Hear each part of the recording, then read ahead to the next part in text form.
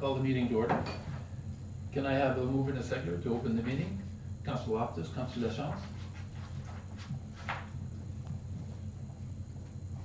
Moved by Councillor Loftus and seconded by Councillor Lachance. Be it resolved, the Council for the Corporation of the Municipality of St. Charles hereby opens the special meeting of Council at 6 p.m. on March 12, 2025.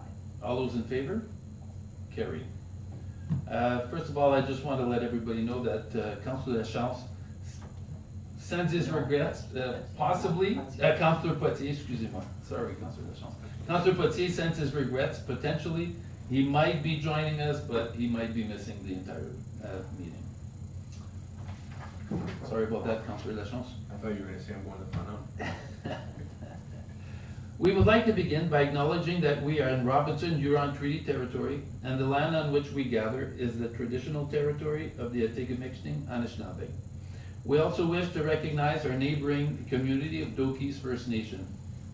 While we meet today, we would like to take a moment to acknowledge the importance of the lands we each call home. We do this to reaffirm our commitment and responsibility in improving relationships between nations and to improving our own understanding of local Indigenous people and their culture. Can I have a mover and a seconder to adopt the agenda? Councillor Framboise, Councillor Loftus.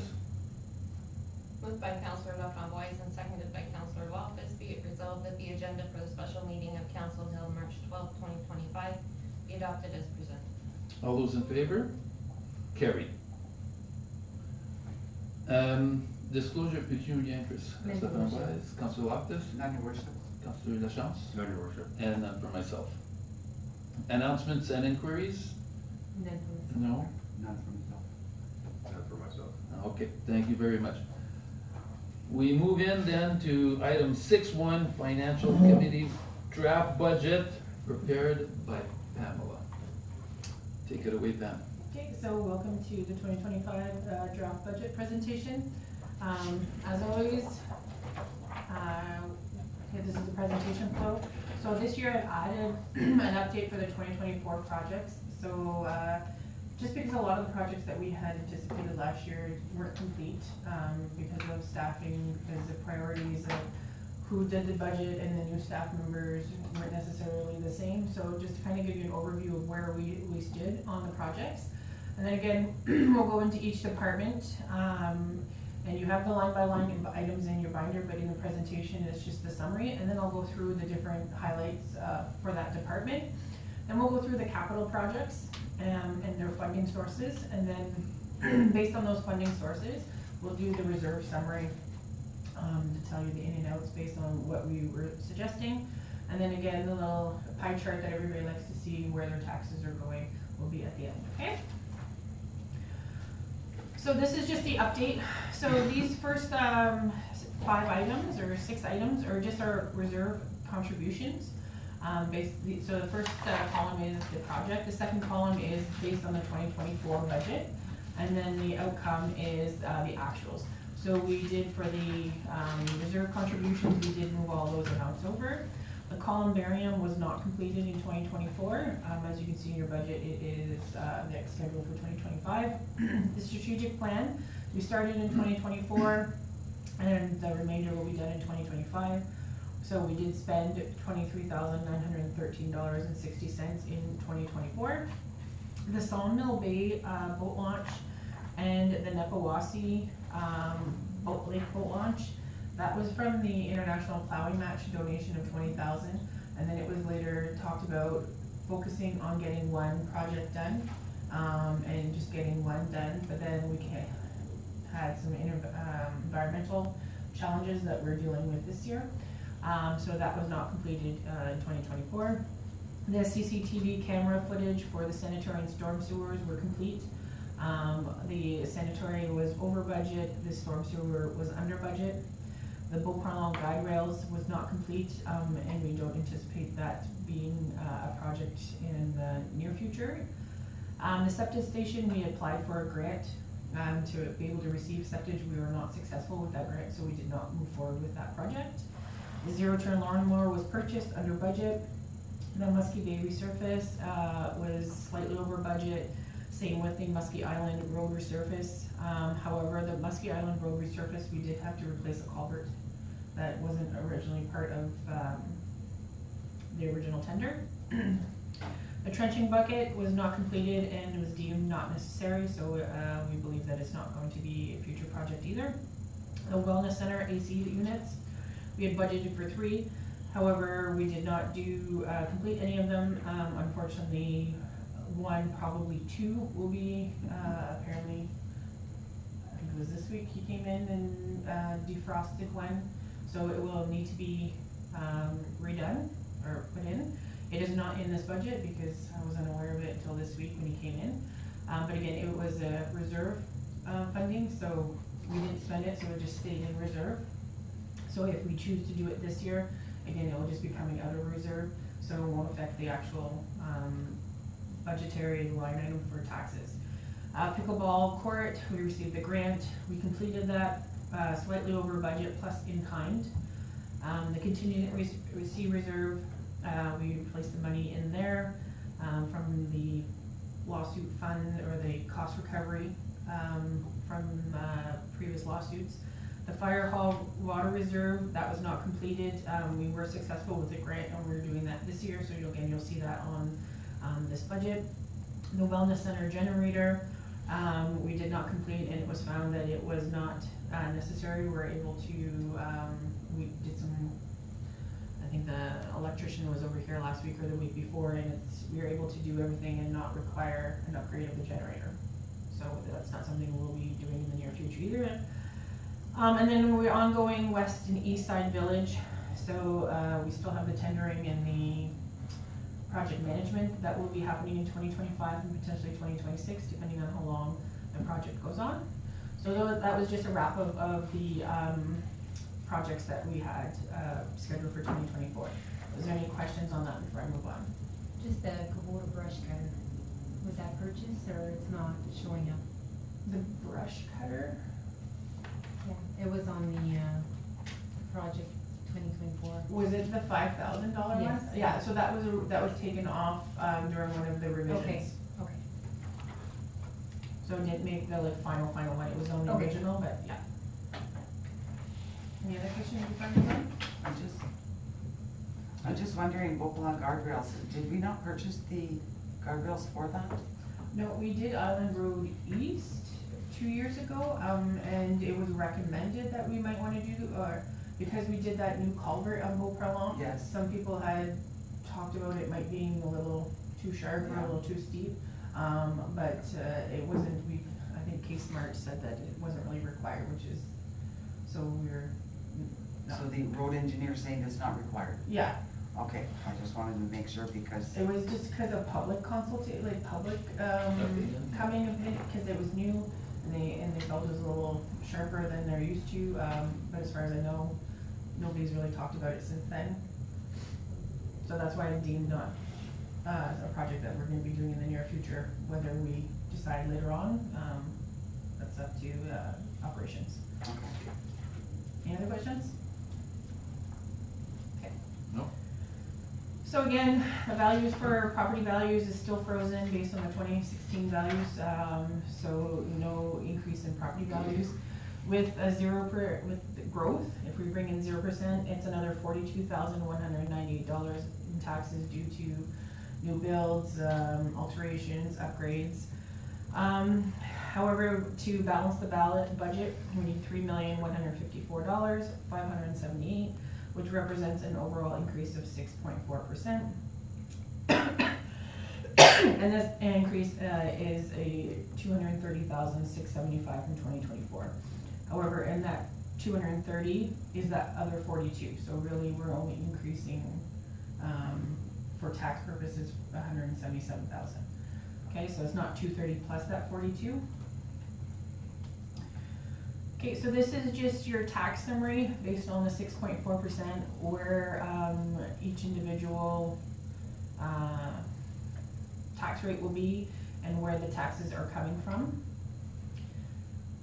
Does anybody have any questions on this, or we can just kind of gloss over it? Again, No, we're good.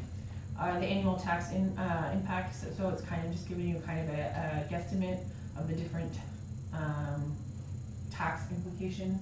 Again, it's just an average, so some people will be less, some people will be more based on their assessment value. This is strictly just taking the difference, dividing it equally over the amount of houses. That's not how it works, but it's just to kind of give an idea.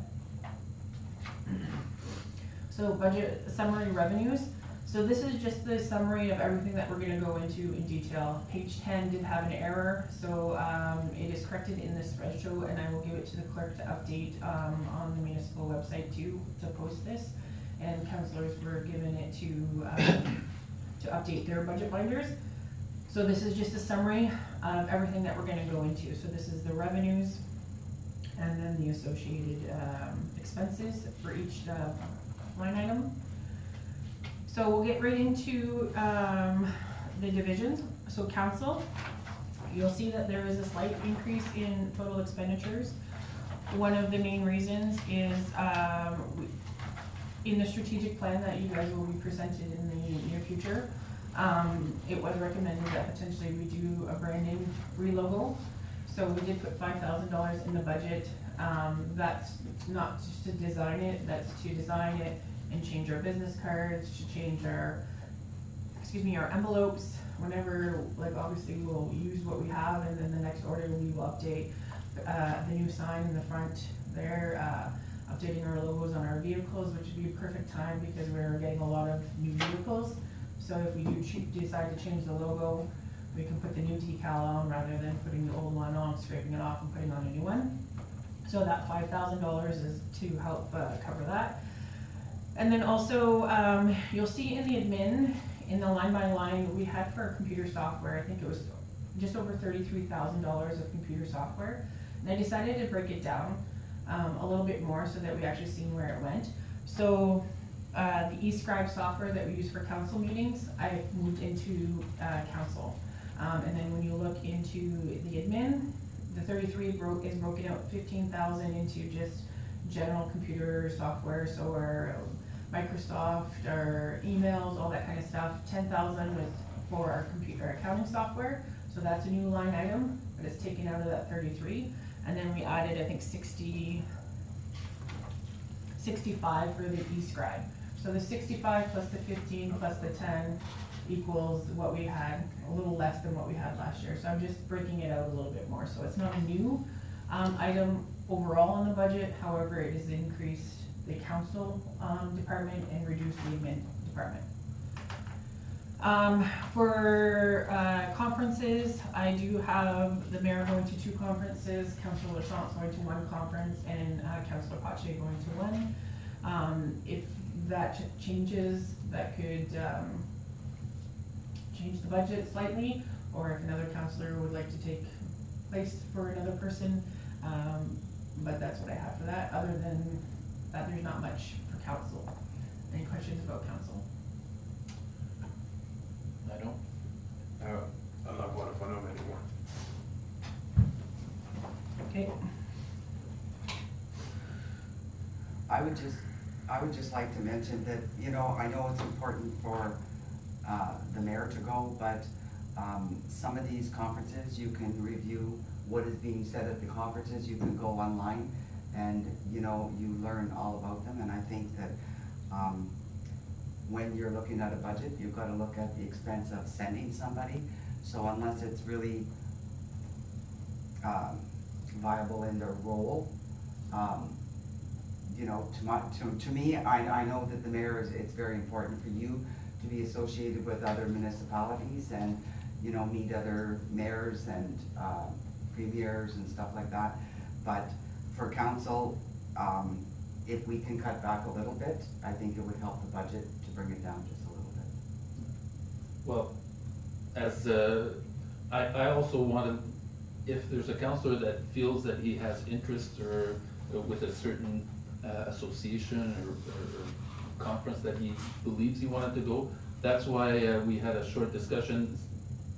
We were told that we were both on FNM, and we had a short discussion, and I offered to Councilor LaChance, if he wanted to go, I would back out. So I agree that we have to watch it, And in that respect, as long as one person is there, whether the AMO, that one, I wanna hold on to that one.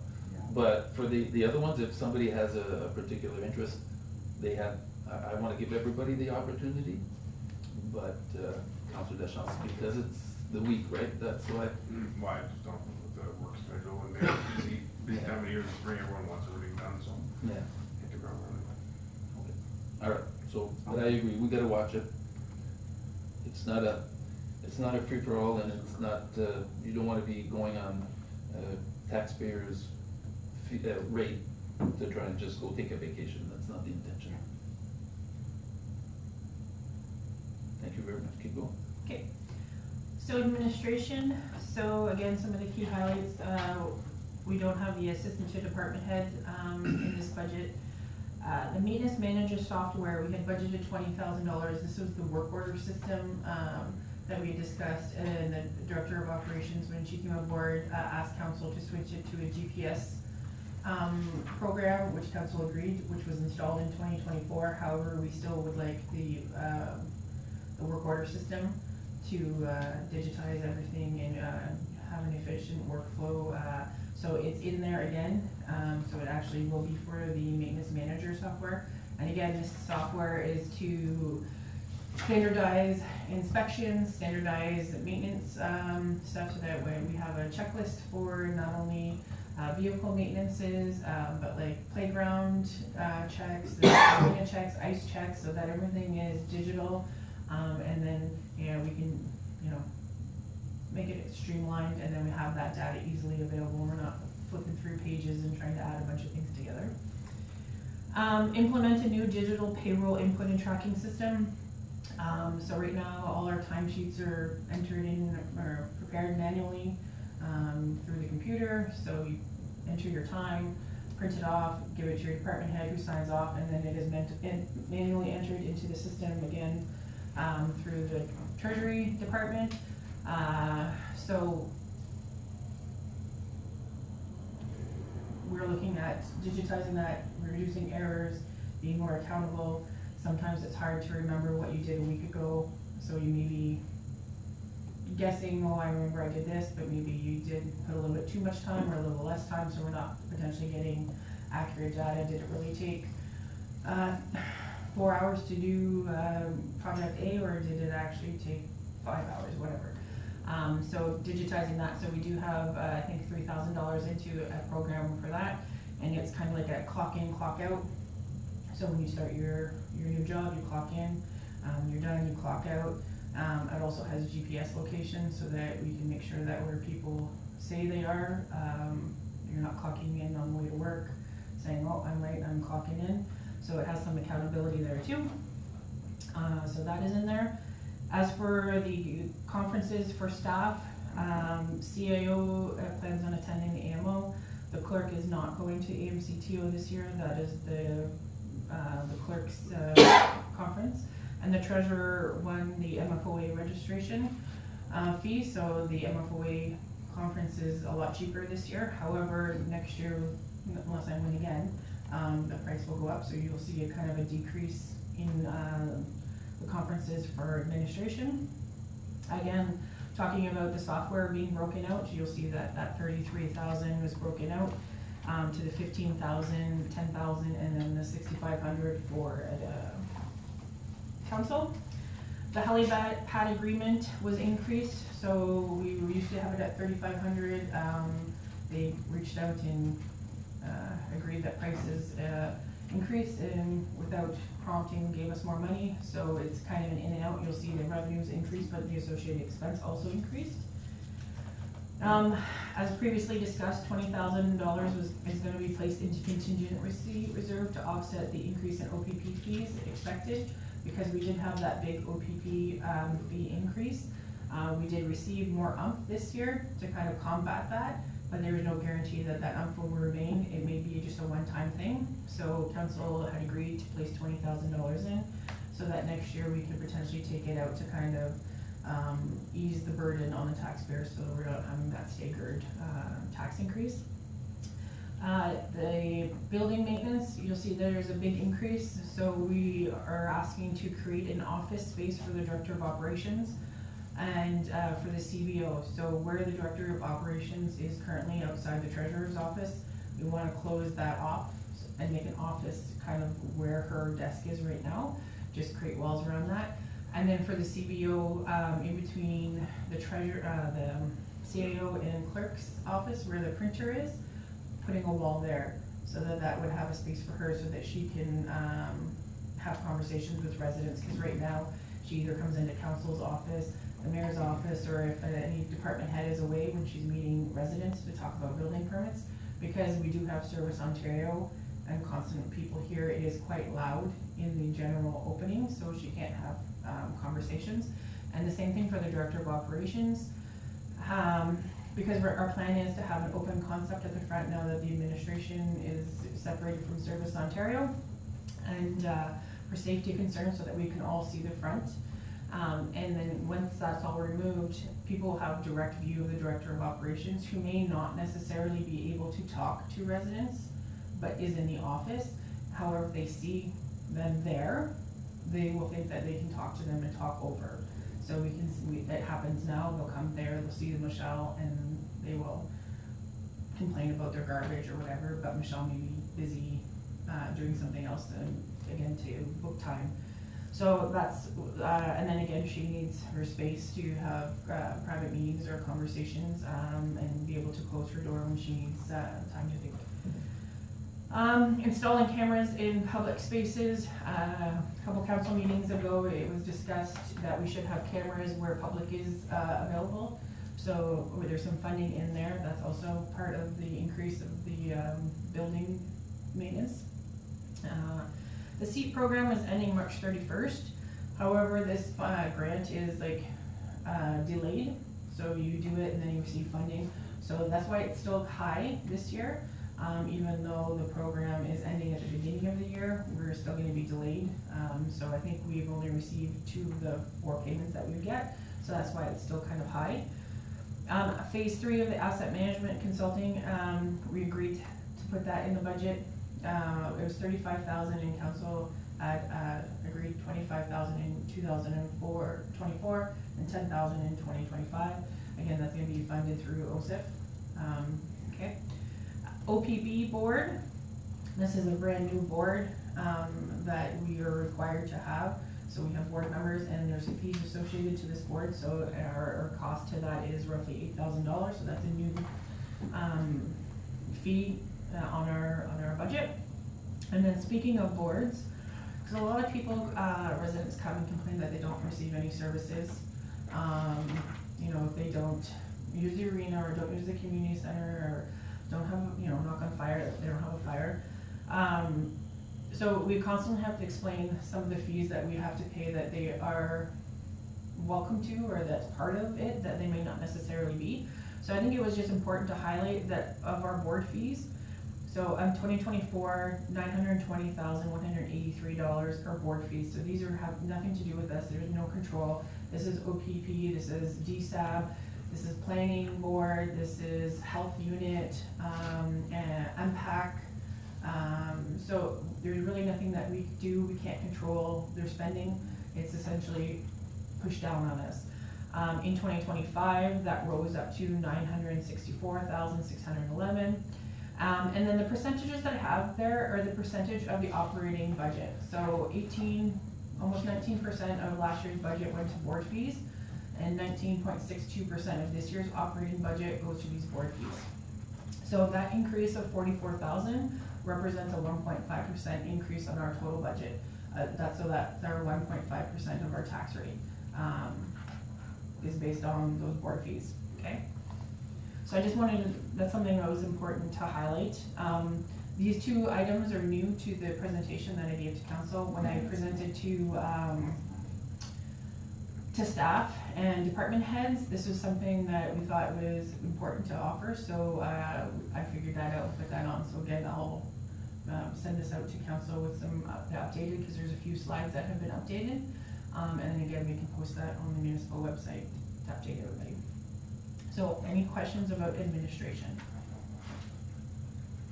The office space, is that, how much money did you put aside? Like, I know obviously you've broken the numbers down, like, what's the, So we got a quote for just over 19,000 for, was it just the one, or was it two, the CBO, or just the DO?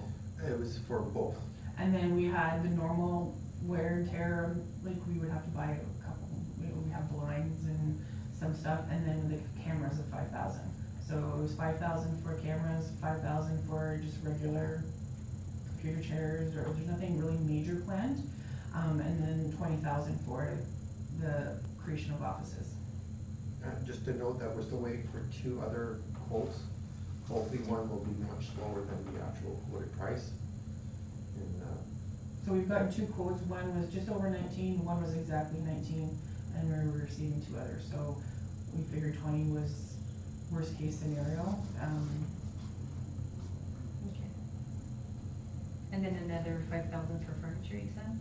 No, for the computer, the camera systems, Okay. and then 5,000 was just miscellaneous, there's no specific Okay. projects, other than blinds. In the office windows, the office window in the treasurer's will be moved because that wall will be, that window will be a whole wall. And that window will be moved into the director of operations because she will have no actual windows outside. So that will be part of her wall, so then there will also be a blind if she needs to cover, close it for confidential meetings or whatever. No? Everybody else okay with the administration so far? Okay. So the arena, no significant day-to-day operation change. However, obviously we are all aware that there are major water issues with the arena. So to try to fix that, we're looking at potentially having to frack the well fracking. So we have money in there to frack the well. However, when we do the discovery, it may not be, but worst case scenario, it's in there. We also wanna look at putting the shower timers. So you push the button and it gives you water for 5 minutes instead of leaving the water on for 3 hours during a tournament, and everybody just takes their time. So that's in there, a new water softener, and installing thermostats. So you'll see that the major increase is in the building repairs, went from 35 to 60, or 25 to 60. So that was one of the major, 35 to 60. So that's one of the major things. Also, you'll notice that a lot more labor is put in this year compared to last year, but it's in line with our actuals. This year we did have an extra day. We were open on Tuesday, where in the past we were closed for the 2 days.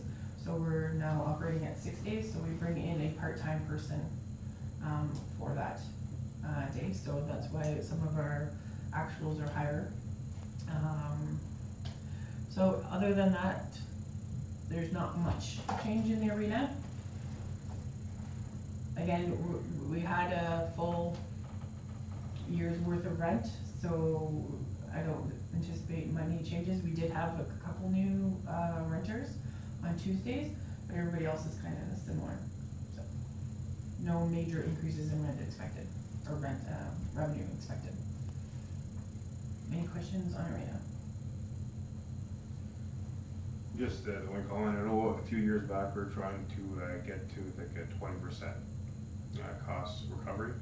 I just did some math and I was going through this, and we're up to 14.6, which is, I believe when we started it was somewhere in the low 10. Mm-hmm. So I just wanted to point that out, that we're just not at the 20, but I feel that we've made good progress there, and we've more than doubled our past expenditure recovery. Okay, thank you. Next. Okay, so building department, this is 100% with French River this year. Last year it was split between us managing and French River managing. They officially took over May 15th. That's also when Mark Stay Warren was officially added to the Sudbury East Building and Bylaw Services. So right now, they do have their third bylaw officer. So they have two full-time bylaw officers and one part-time. And by part-time, he's full-time, but half of his job is managing other parts of French River. There will be having 3 bylaw vehicles. So no major changes. One of the major reasons why there was an expenditure increase in 2024 is St. Charles had an issue with very specific to St. Charles, so there was a lot of legal fees with a specific property.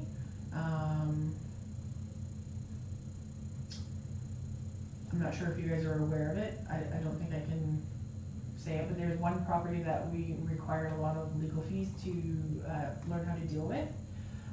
So obviously that couldn't be spread to Sudbury East planning, building, and bylaw. So that was 100% on our cost. So that's why it's higher than that. So I'm trying to be cryptic, but I hope you guys understand which property it is. If not, we can maybe talk about it after. Any questions about building and bylaw?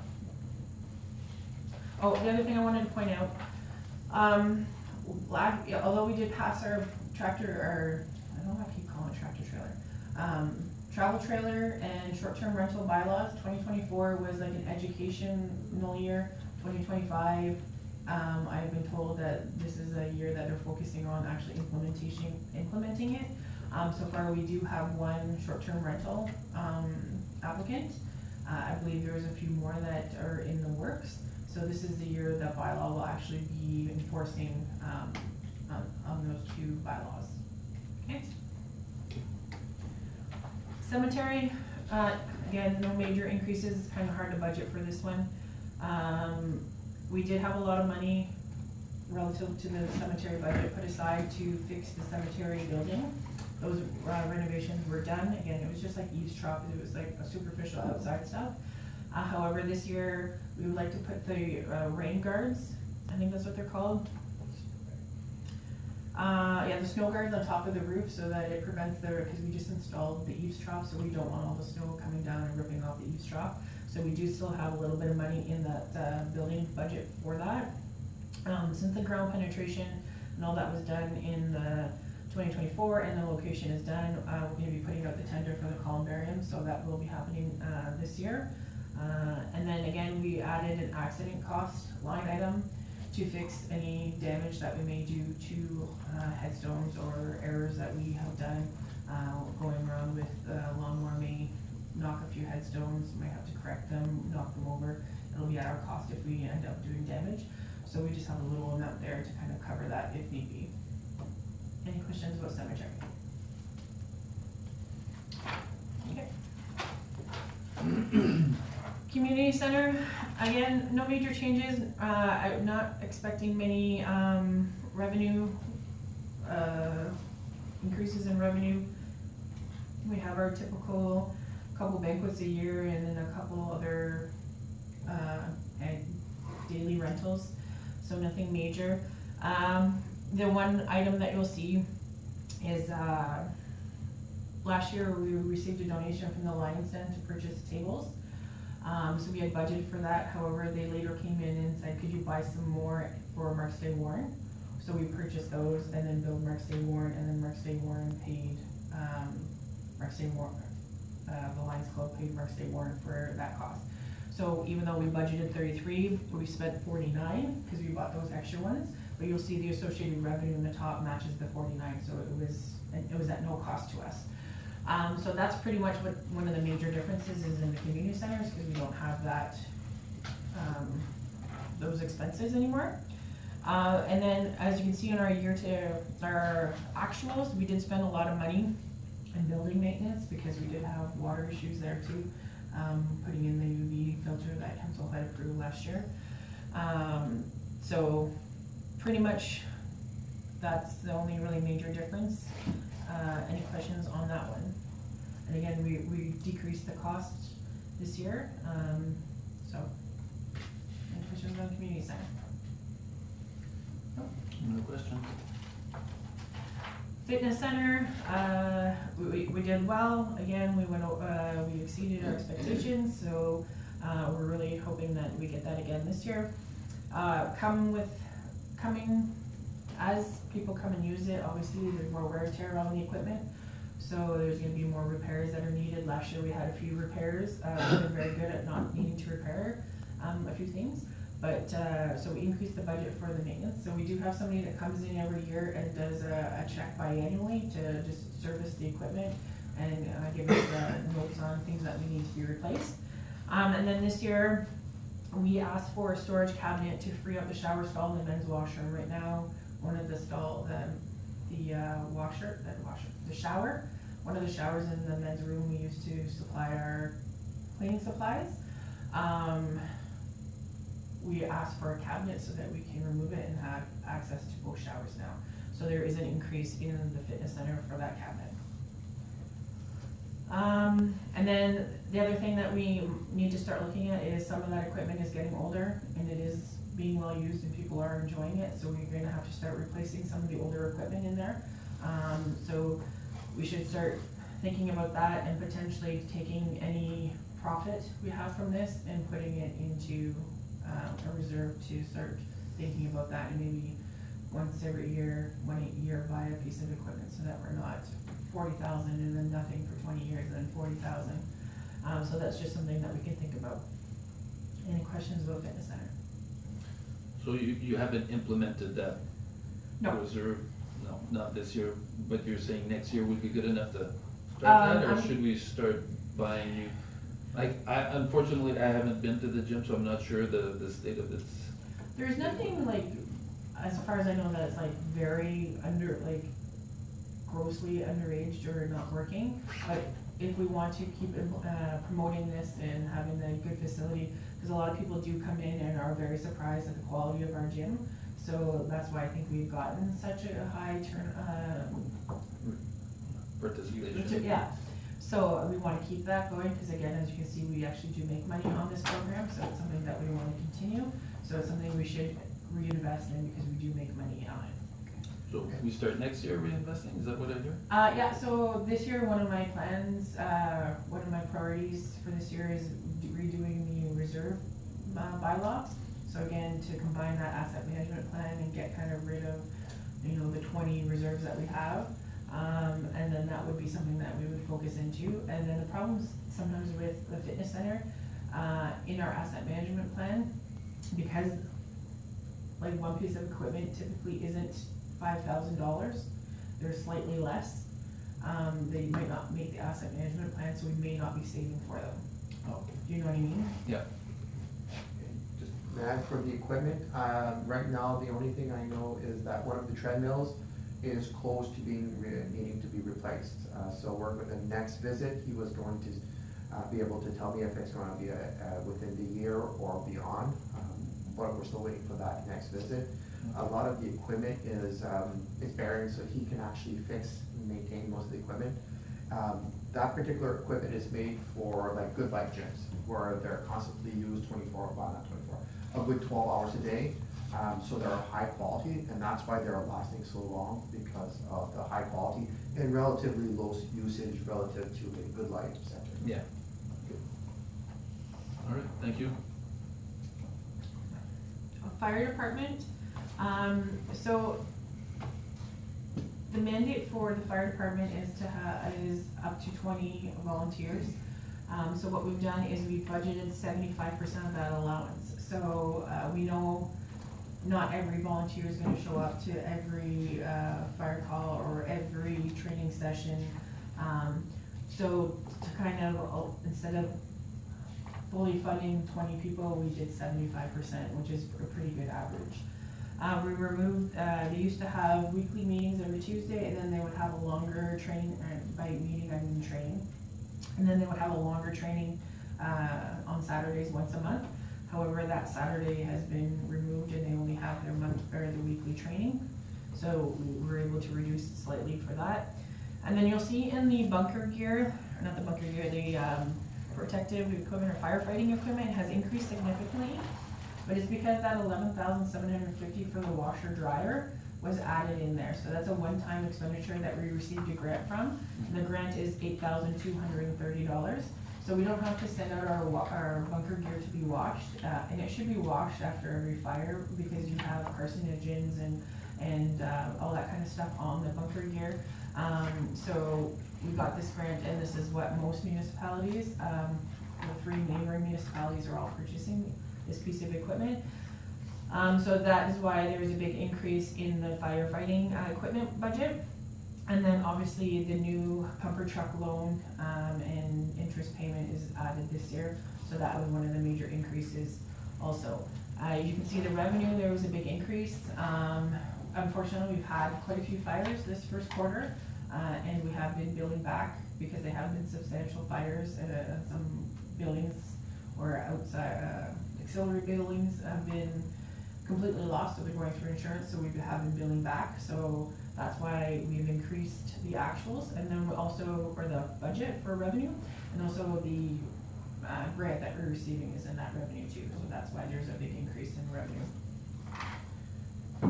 Any questions about fire department? Questions? No? No?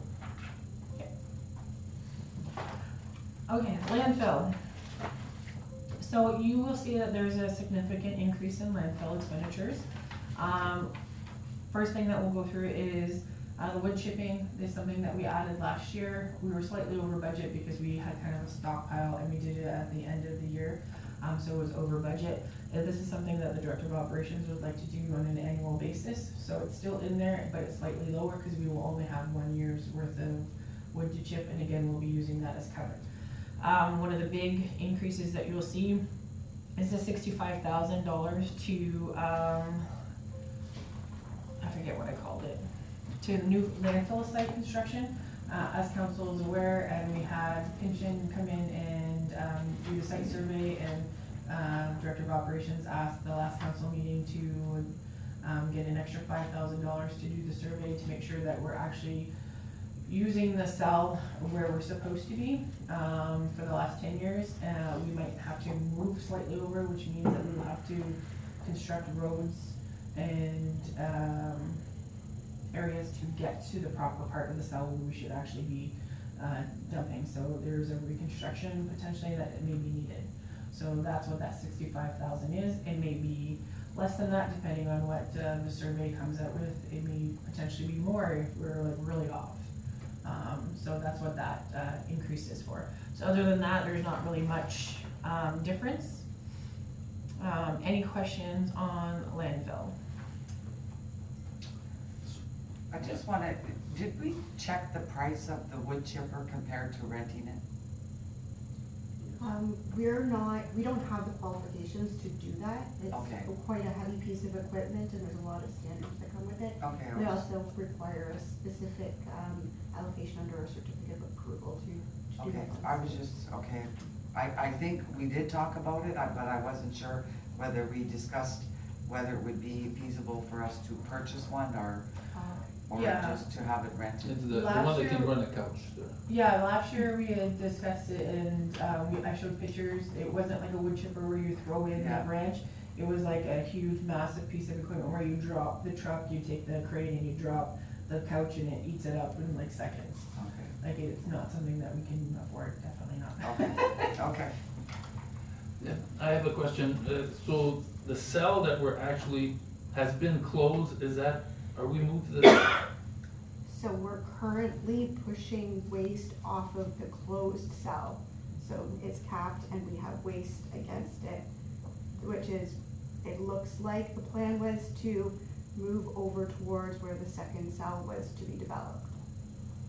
okay, so there's, but the first cell is closed. Yes. Okay.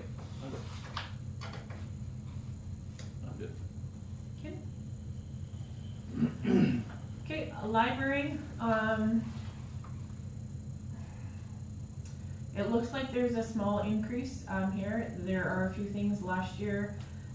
The library had contributed $10,000 from their reserves to help offset their, large increase last year.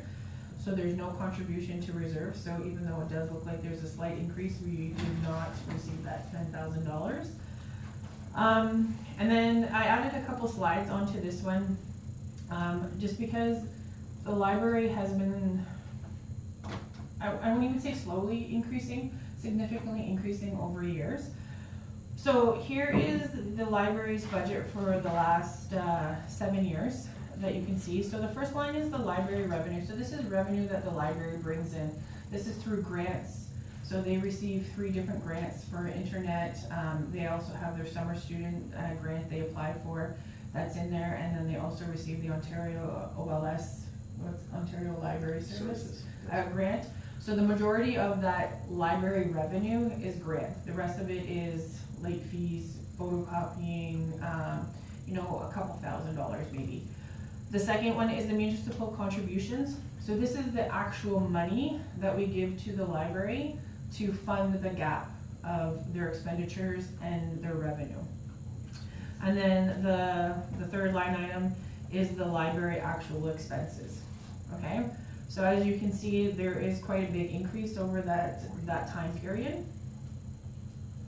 So then when we were looking at it and we seen that that was quite a big increase, again, it's not a major increase dollar values. You're looking at $30,000 over 6 years. It's not a big increase, but when you look at almost 51%, that is a big increase. We further broke it down to 3 categories. So wages, operating, and operating is purchasing books, purchasing magazine, purchasing videos, the things that people are using the library for. And then administration, so that's your paper, your insurance, your telephone costs, like that kind of stuff. So as you can see from 2019 to 2025, a significant increase in wages, a decrease in operating, so they were actually reducing the amount of books and magazines and videos that they're purchasing.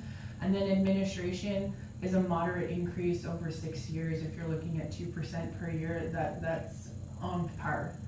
And then to compare, we took the municipal wages, because obviously the wages is a huge factor. We took the municipal wages from 2019 and 2025, and to see proportionally what our wage increase is.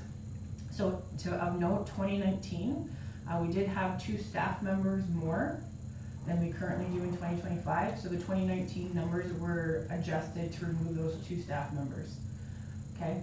So we had a second Service Ontario / administration, and we also had the CBO in 2019. We no longer have those 2 positions in 2025, so we removed them from 2019 numbers so that we're actually comparing apples to apples.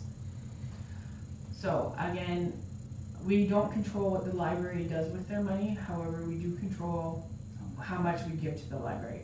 If we choose to give them whatever you guys choose, then they would have to make the operational changes within the board to work with this amount of money. Whether they ask for more fundraising, whether they make operational changes, that's up to the board. So we don't have any say of how they spend their money, but we do have a say of what we give them. And again, the other thing to point out is, I don't think many services have been added to the library. For the increase in wages, I could see if you increase your wages, but you're providing programming, you're providing other things. But as far as I know, there's nothing really significant has changed from 2019 to 2025. So that's a council decision, what they want to do with that. I'll leave it up to council. Any questions about library? Any questions? Yeah. Yeah, just curious, I noticed there is no column for any actuals there. Is that something that we could get from them since we are such a big contributor? Yeah, I can request it, but because I no longer do the books, I don't have access to their actuals, but I could ask for it. It'd just be nice to see their actuals there too. Any other questions? I know I have some. Do you have any? No, I'm just saying, yeah, you can see a big difference there. Obviously, when you know, the director of finance breaks it down, there's a huge difference there compared. So that's something that, if we do get the actuals, we'll be able to, you know, see exactly where the money is being spent. Yeah, and I think that, also a big jump, if I remember correctly, was between 23 to 24 when they absorbed part of the accounting, correct? Correct. So last year, we had discussed this and I brought it forward because there was a big increase. As you can see, last year was a 26% increase. And it was, they added 10 hours to the head librarian's, wages per week. 10 hours per week. 10, to account for the accounting that they then had to take on. It was brought up last year that when I was doing it, I would receive it monthly and it would take maybe 4 hours a month to do it. Again, I was doing it, they were giving me a package at the end of the month and I would be entering it all in one day. We had asked the library to respond. We got the response from the library. It was presented to council at that time. What the library's response was, and no direction was made from council. I believe they accepted the library's Request. explanation of the increase. The other thing that I want to point out in 2025, you can see that the library's revenue has decreased. So in 2024, it was 15,591. 2025, it was 13,947. They did not apply for a summer student. So that's why the revenue has decreased, but as you can see, the library's expenses remained pretty much the same. So essentially, they're taking that revenue and increasing the expense. So it doesn't look like there's much of an increase, the $284 increase, but they reduced the revenue by $2,500, so essentially, it's $2,800 increase, if that makes sense. So when you look at the line by line, they essentially took that revenue and then put it into an expense. So essentially, just to make sure I have it right, if, when we're looking at the request and we state that we accept, but we are going to limit the budget to X, Y, Z, then they have to go back and try to rework their budget to make it fit, correct? I believe that's how it would work. We, since I've been here, we've never not given what they requested, and that might be to our detriment because we've always given it. And we don't have any control, we don't, other than the minutes that we get through that, I don't think we ever asked the library for specific things. Me personally, I would like to know how many people are going to the library and where they're coming from. Because if 90% of your participants are school kids during school hours, that to me is a school library and the school should be paying for that. If you have 90% of your people coming after hours, that's great because then your community members are using it. If 90% of your people are actually 2 people because only 3 people come every year, is it something that we need, or are we not providing the services that people want to come to the library? Is the library even open after hours, or is it only open during the day when kids are in school? Or is the library meant for adults or elders? I don't know what the goal of the library is. I think Personally. the library is open to anybody during the day because it's at its own entranceway. But the question of usage is one that I would also like have answered, whether or not it's what the percentage of school usage versus residents, and what time of the day, because that would maybe give us something to go back, like you stated, to the school board and see if we could reclaim some of the costs associated to the library. We can make that request? I'm gonna defer to the CAO for that. So, because it's a board, the board is given money, they decide how to spend it. What normally council will do is they can, request a 5% decrease, or, ask them to come back with a budget that has reduced information, or try to justify why you need so many hours. Because, the carrot is the check that we give, you can ask anything you want, you just can't tell them what to do. Okay. Well, you shouldn't tell them what to do, you can always tell them, but they are the master of the money. So you can say, reduce your hours, and might say, no, we're not reducing, we're just going to, I don't know, we'll fill it with volunteers, that thing. Would it be within your capacity to reabsorb those hours? Just a question. Of, library accounting? So Or- it, Is it something that now your workday is pretty? with the asset management plan, it's hard, it will be harder, and it wasn't necessarily the time consuming, it was the time constraint. I would get the package and they'd be like, oh, by the way, we're having our board meeting next week, I need all the financials and my budget variances and everything done. So that was what the major issue was, is that I would get it and then expect it to be done right away, and there was no, like, there's no process for me. Like, I could be right in the middle of budget and they'd be like, oh, my board meetings, and then they again too have to have their stuff posted before the board meeting happens, so like, it was a very quick turnaround. And then it was like duplication, because she's essentially doing it in Excel to create the invoices, because when somebody buys, a spot in the newsletter, she would create an invoice in Excel to give to that business so that they can expense it and pay it. And then she would give it to me, who then I would be then entering that same invoice into QuickBooks. So it was double entry, because she's doing the work essentially already in Excel. So to me, it wasn't really that much work, because she was already doing it, she's just doing it in a different format. And then it would be easier, because she would have access to everything, and she would have access to it right away, she would have the data, she wouldn't have to ask me, what did I spend, or where am I, or can you produce this, like, she would be able to do it. So when we seen that it was a 10-hour increase per week, for me, who was doing it, was a significant amount, and I questioned it, and then we go from there. So it was raised last year, it was answered, but nothing was really made of it. Well, what I would like to see, I'd like to have them answer the usage question. Whether or not it's school usage, or is it after-school usage, and, you have something you Just if you could add residents versus non-residents also, because there's a lot of people that consider themselves to be residents of St. Charles, but they still have 12 marks daily for because on this end, right? Or Yeah, okay.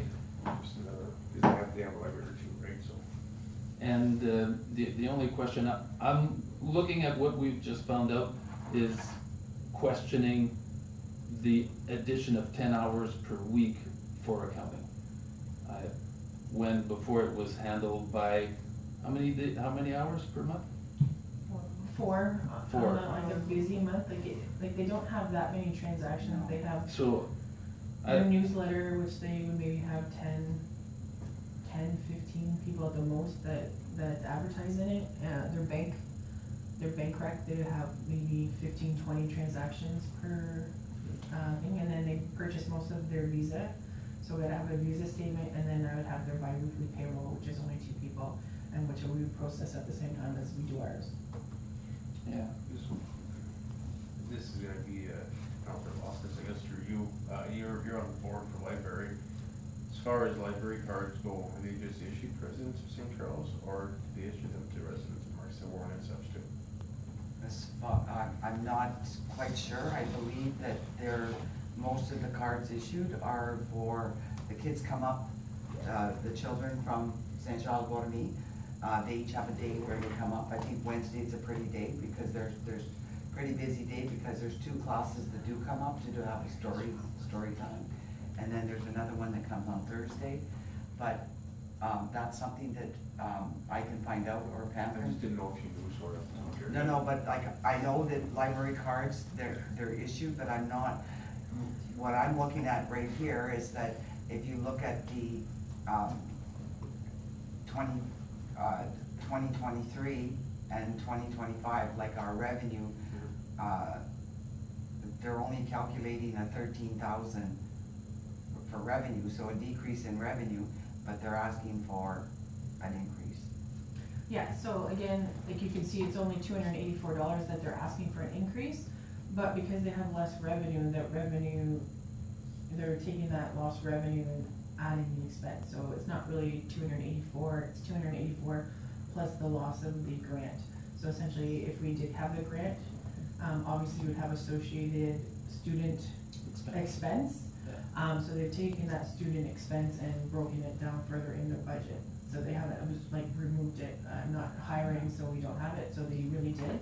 And then again, last year, when we did question about, them, the increase, that's where they came back and said, well, we'll give you $10,000 of our reserves to kind of soften the blow.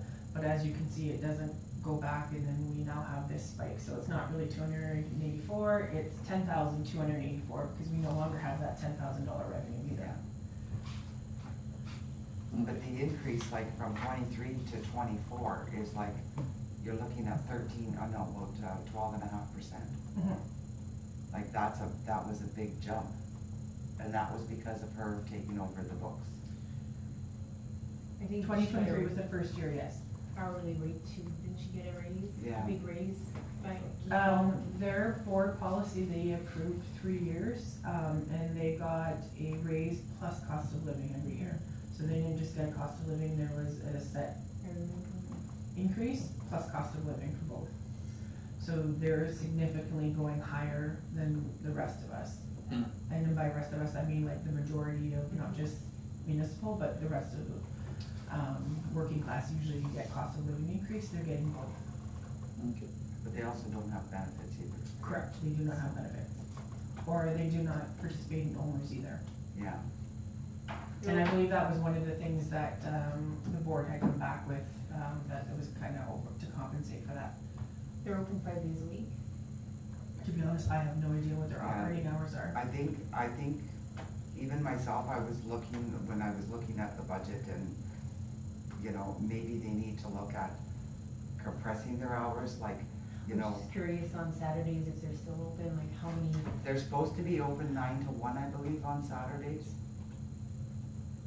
But, like we didn't have a meeting last month, so I'm not aware, but, I also know that on Family Day, because I had to go back and help her with something, on Family Day, they had posted that they were closed the Family Day weekend.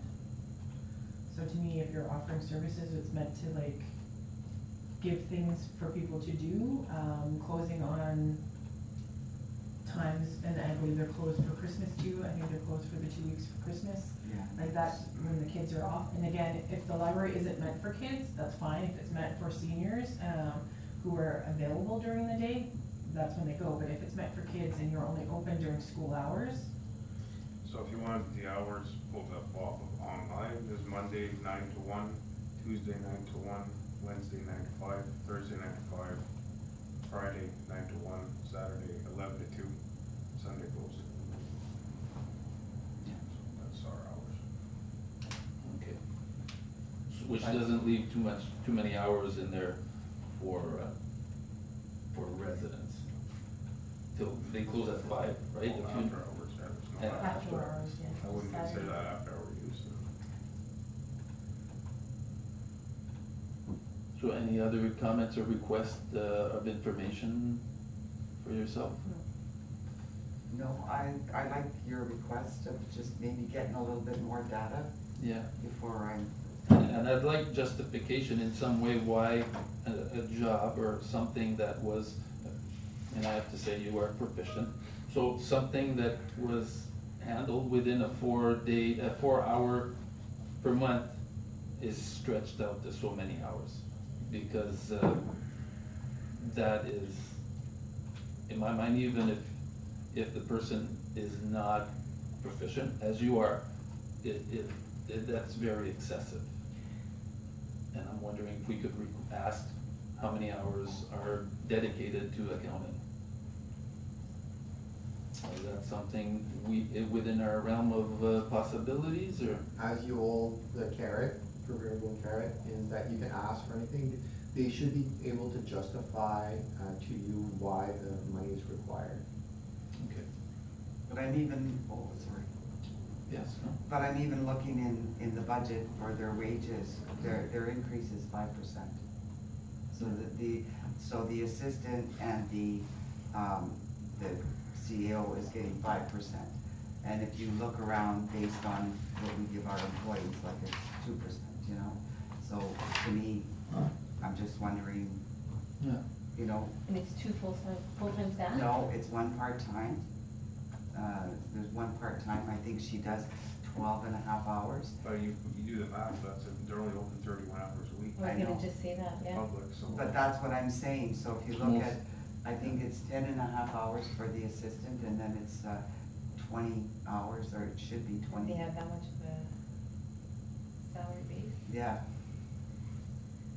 So, Okay, I'd like to have those questions before we, accept any funds going to them. Okay. So just question of residents versus non-residents and, the type of people, school or non-school, any other questions? For staff, how much hours weekly? And is it the line by line? And a justification also of Line by line for which. a 4-hour job, all of a sudden it's she makes a year. so many hours. How many hours are for accounting? How's that? Okay.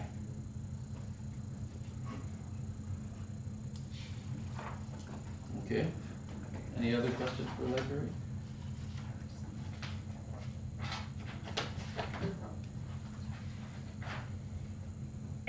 Okay, Parks and Recreation, so this year, the beautification committee had asked that, their budget be separated into 2 line items, beautification and Remembrance Day. So you'll see that it is not an increase in their budget, the 2 amounts still equal the 1 line item last year. They just requested that to have separate line items for easier tracking. And we're asking for 2 summer students for Parks and Recreation. We have not heard back from them if we're successful, so I'm budgeting for the full amount. If we find out that we weren't successful, then the budget will decrease, but as of right now, I'm budgeting for the full amount. We're replacing truck number 13, which is the brown truck, with the fire department forest truck. The new truck, so you'll see, that there's still repairs and CVORs for the truck 13, because it's a heavier duty truck, it will require an annual, I was told a yellow sticker. That means anybody, so that will require a yellow sticker, whereas the old one didn't, so that's why there's still kind of repairs in that category. Purchasing new garbage cans for the parks area, so we want to add some for the splash pad and the kind of parks area, new garbage cans. And then, a report was supposed to be brought towards council for this meeting for closing session before budget, regarding increase in landfill janitor wages, however, it was not, put together in time. So it's something that will be brought forward at the next council meeting. But in this budget, there's that increase that will be talked about there.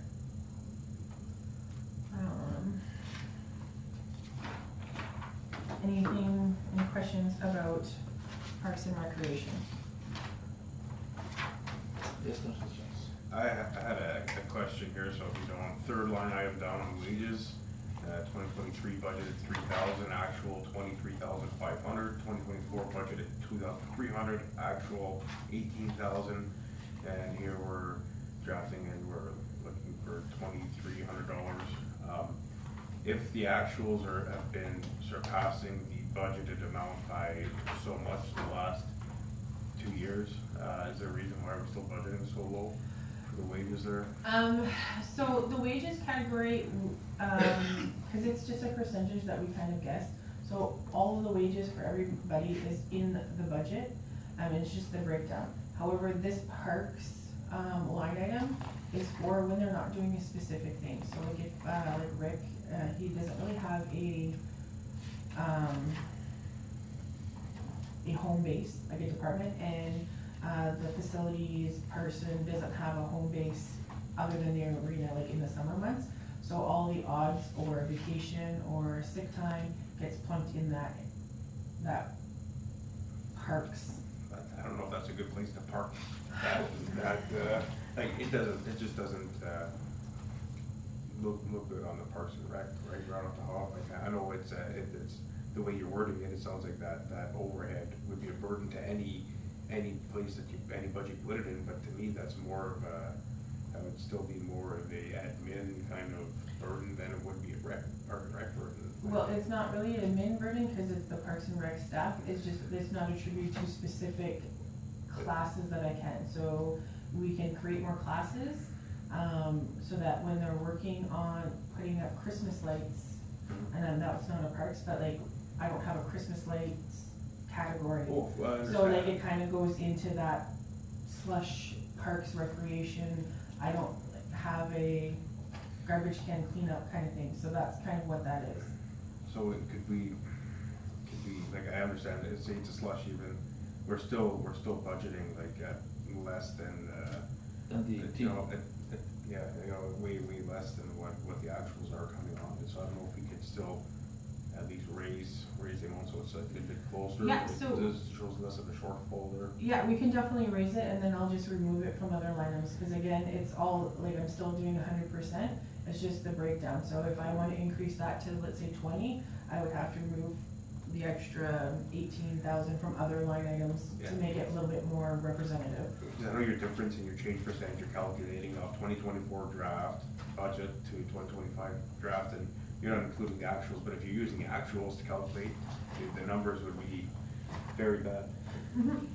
But at the end, the line totals at the bottom are essentially equal. Yeah, so it's the classification, also that payroll, digital payroll software will also potentially help with that, because it may be, you have to pick a class. So if you're emptying garbage cans, are you emptying garbage cans at the baseball field? So maybe it's a Yes. baseball field thing, are you emptying at the splash pad? It's a splash pad. So it'll be accountable for the employees also to have to pick a class rather than just parks. Because when I don't necessarily know where it goes, it kinda just goes into parks, and that's for a landfill, unless he's at the landfill. But other than that, there's no, other category, and the same thing for the facilities during the summer hours. If he doesn't have grass cutting or cemetery cutting or cleaning the community center, it kinda goes into that category. But yeah, that software will hopefully help that, cause if he's doing his playground audits, we can charge it to playground and not just parks.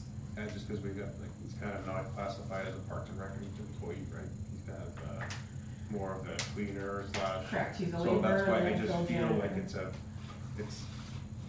not in the right place, for me anyways, but, how, But it- you break it down, how you break it down, as long as the numbers add up. Yeah, so the It numbers looked will off add when I up, was- yeah. But if you look lower in, on the top of the next page, Yeah. Parks and Rec maintenance, Yes. there, we're putting 6,000, but if the actual was 0. Mhm. So, so I understand what you're saying, like, we should pick one or the other. Yeah, like when you're budgeting for repairs is one thing, if you don't actually have to pay for the repairs, but if you're budgeting for labor and, you know, we're constantly going $15,000 to $20,000 over the budget amount on labor, it's kinda, yeah, that's where, Yeah. not spending money that you're budgeting for is good, but spending more than what you're budgeting isn't. I understand it all works out in wash, it's wages, Yeah, so but it's just the way just it's. so it's just the ratios, Yeah. so there's no financial impact. If we want to increase that line item to make it more like around 20,000, which is kind of historically been, I'll have to take that difference from other places. Yeah, like Parks and Maintenance, which is 6,000 versus 0. Correct, By moving that one up, it yeah, would help equalize it. I think I agree with Councilor Deschamps. If we're not gonna be clocking it in that way, I know in theory we'd like to be able to, but if it's not practically feasible, to actually handle that way, once we have, if we do go to this, electronic, and When- to be when- honest, if when you would do, that happen? I don't think I've been in contact with a few, providers, I don't think it's very easy to set, or hard to set up, but I do think you probably won't have accurate data in 2025, it will probably take time for staff to used. get used to it, for us to work out the kinks, and we're like, oh, we don't have that line, and maybe we should be, creating a category for garbage, whatever, right? So it probably won't be accurate for 2025, but it should probably be okay for 2026. Councilor response? Yeah, I didn't know if it had to do with the employees going on sick leave or whatever and being like replacement workers or whatever, if that's what was in there too, but, Sometimes, so yes, their vacation, because like I said, the landfill attendant, we don't have, like, we have a landfill, but that's a very small portion of his job. We don't have a janitorial class, we have janitorial in the different buildings. So when he goes on sick leave or he goes on vacation, he gets pumped in there. Same thing with the facilities during the summer months. He doesn't have a constant home, whereas in the winter months, he's 95% arena. So in the summer, he's Parks and Rec. So it kind of goes in there, and most people take their vacation in the summertime too. Okay. So if we're looking at implementing that this year, now that we've stated that, or you've stated that it's gonna be sort of an adjustment year, that's just the same. I don't know it doesn't matter which one we pick, it's probably not gonna be the right one. I can definitely adjust the line items. It's not going to change the end figure of 6.4. It will just change the line item so that it doesn't look so out of whack. Yeah. That I can definitely do so that when we pass the bylaw budget, that line item for Parks and Rec will be higher and then the other ones will be But then if we lower. start using that software, all of a sudden, it's too high. That's what I'm saying. For It 2025, doesn't I matter think what we do, it's gonna be wrong. as long as your end, like wage is in budget, Yeah. that's kind of what we really want. Okay. Because again, it's an estimate. We might put in for washouts and we have a really, like, minimal for washouts and we have a really bad washout year. So our actuals are gonna be way more than what we put. But as long as our wages is reasonable to Yeah. our total wages. Okay. What's your last, anybody else have a concept or comments on this one? The increase of landfill Janet, is that full-time or part-time, or what did we I budget for? don't know if I can discuss it in open right now. It will all be discussed in the closed, meeting and the breakdown and what it represents and the rationale behind it. So, no comment? Councilor Loftus? Good. Okay, Councilor Deschamps, which method do you prefer, putting it, adjusting it as per actual? to me, like, it essentially doesn't matter, the numbers all balance out, they just keep showing that what we're budgeting for in our actuals are way more, it just, On that it just one. seems like a simple thing to just, adjust slightly, so it doesn't look so far off balance. Okay, I can definitely adjust it, it doesn't, Okay, okay. sounds good. Public Works, so there is no Public Works intern for 2025. We are not gonna go that route. We did apply for 2 summer students for Parks and Rec also. Again, we have not heard, so full budget for 2 summer students. We have large culverts to replace on Northern Central and Monte Brazo. That's why our culvert budget is still increased. Engineering survey for turnaround. So last year we had the $15,000 for engineering for Lake Road engineering. We kept the 15,000, but it's not for Lake Road, it's for turnarounds, where we discussed where we may need to take over some property to provide proper turnarounds. So we increased our budget for gravel to spot fill, because we have 2 of our major roads are now gravel. So this is not to resurface roads, this is to kind of fill potholes or fix areas that need it, but we're not resurfacing, so that's what that line item is. Our drainage superintendent increased, so we hire our drainage superintendent and it's 50% funded through grant. So they have increased they submit an application to kind of guesstimate what they were gonna be doing for the year, so they have guesstimated that their increases are gonna be higher. So their expense, but their associated revenue has increased, so it went from 20 to 30. And then you'll see our revenue from the grant went from 10 to 15. And as you can see, their actuals, they are about the $30,000 mark. In 2020 and the last year, we didn't have a very hard summer or winter, so we didn't use a lot of the sand and salt in our dome. So we didn't need a lot this year to replenish it. However, this year has been harder than last year. So we've used a little bit more, so we still need to increase it, but it's not as hard as we normally have. So that's why I went from 30 down to 20 and it's at 25 now.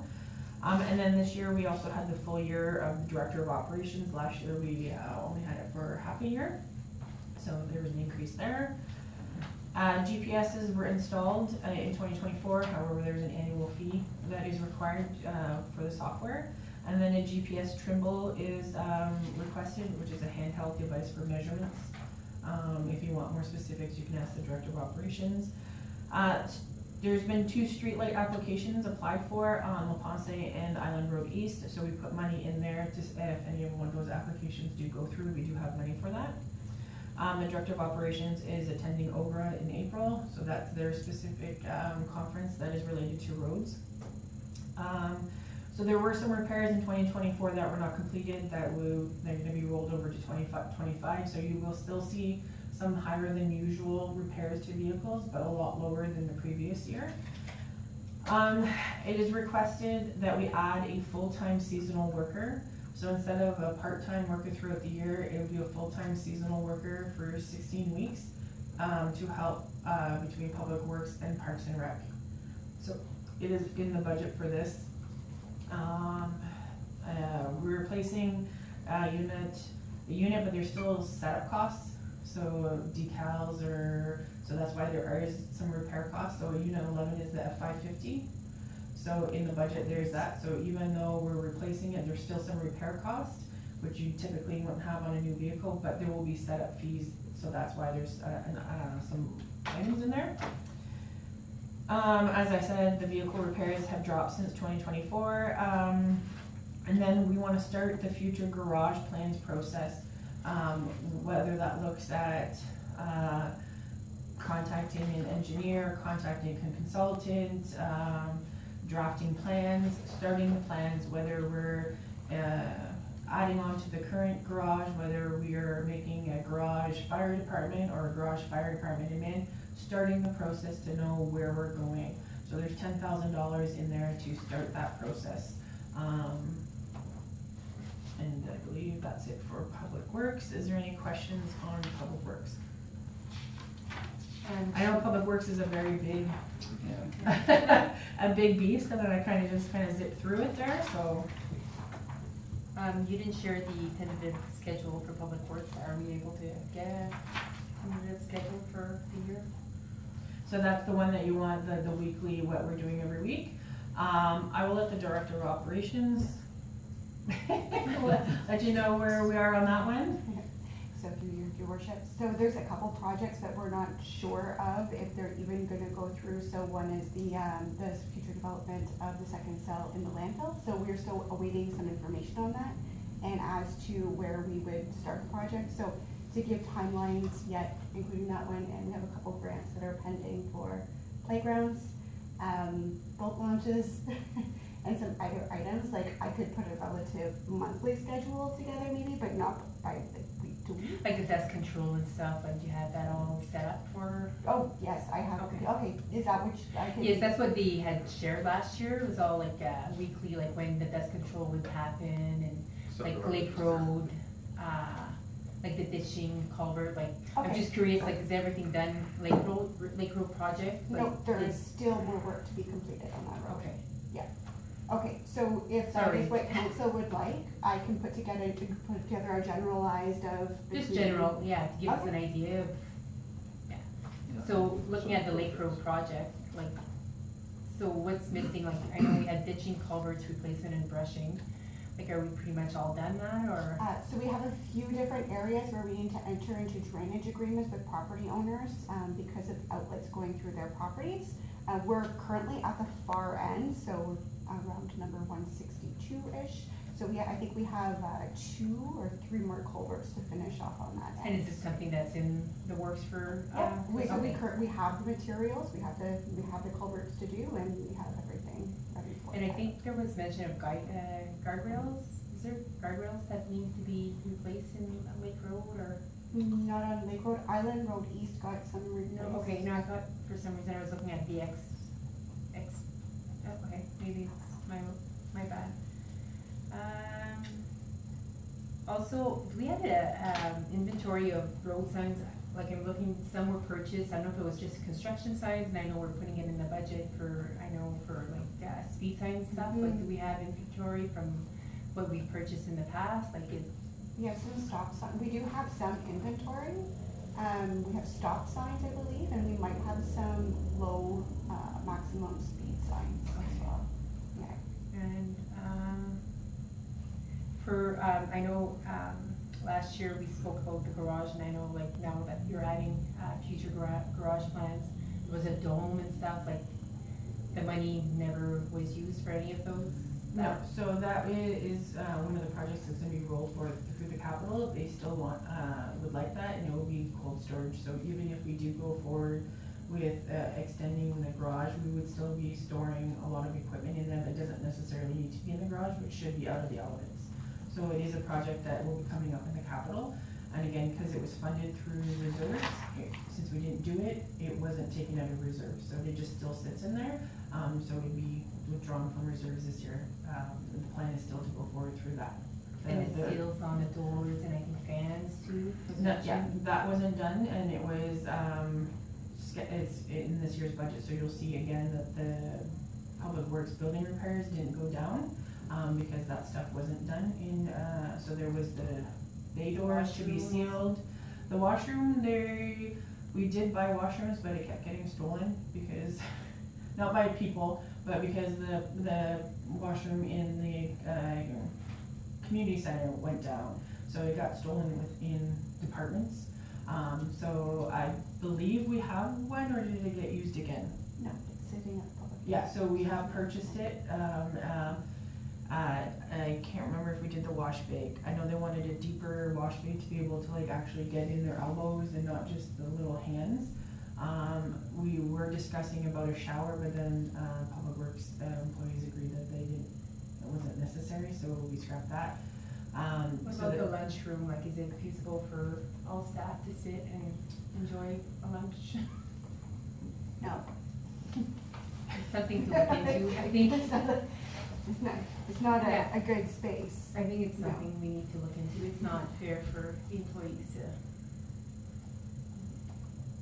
So, of that budget, we can put that in there too, or we can increase the line item. I know that, I don't know if there was talks about switching it, because I believe it used to be vice versa. The office used to be at the top and the lunchroom was at the bottom, and now it's inverted, I'm not sure. Yeah, so the upstairs where they used to have their lunchroom, when you walk across the floor moves, downstairs, like pieces of the ceiling were falling. So and now it's in the summertime, it is very hot, cause there is no air exchange up there as well. What about the water? Is it drinkable, like is? do they Water's have- not drinkable, but we do have bottled water. So are you asking to increase the budget to, accommodate for the lunchroom or make the changes? I personally think, I know there was complaints last year with interim. I think it should be something that we should have a lunchroom or adequate chairs for everyone to sit and have their lunch. So I think it was discussed, because the building is built in 1970 something, an asbestos assessment has to be completed on it. Is it scheduled to be completed? I've spoken with the chief building official on making any changes to that, so we need to go in and do another inspection as well as the stairs going upstairs. And to determine, what the rating is for upstairs as well. Yeah, the weight rating and what type of, beams are up there. Okay, so we didn't increase it. No, because we essentially didn't, so last year we had budgeted for the seals around the bay doors, new man doors, fans to push the heat down, and there's holes in the building, to, like, through the metal, to kind of go through and try to patch that up so that, the heat kind of stays in there. So I don't believe any of that was done in 2024. So that's why the budget kind of remained the same. So if we want to take on, the washroom, or not the washroom, the lunchroom, I would suggest upping it to accommodate that, and I'm not sure, I, Like I'm right not now, sure, I are don't know. you using the office, like the office space that you're using, would that be big enough for, lunchroom down? We're currently eating in the office space, so everybody has a chair and has a But it's portion really of tiny, desk. eh? Yes. Yeah. So in the winter time, well, it depends on what the operators are doing. If they're out on the road, they typically have their lunch out on the road, but there's many times where we are all at the Public Works garage, so Mhm. there's 3 of them that share that office to have their lunch. Like I'm leaving it up to you, like you're the one that's seeing it every day, Mhm. like if you Mhm. think, So the money that we're requesting for the plans for a building, so it's more of a study to see whether or not we can retrofit this. Do we put the money in and do that work? Or do we just build something else? So that would come from also in speaking with the CBO and doing the inspection to see where cause we do have a property across, right? that's correct. It's currently being utilized as our snow dump, but Okay.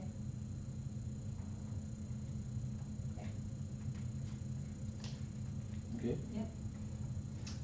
I just wanna know, just to clarify, Parks and Recreation, you're applying for 2 summer students for that and 2 for Public Works, so a total of 4? Correct. Councilor Chance? I have a few items. First, just housekeeping on page 68 at the top. None of your report, but it's after your report. In the line by line? Yeah, in the lines. Okay. Just at the top, 2025 draft and 2024 actuals were actually put down at the top of the columns.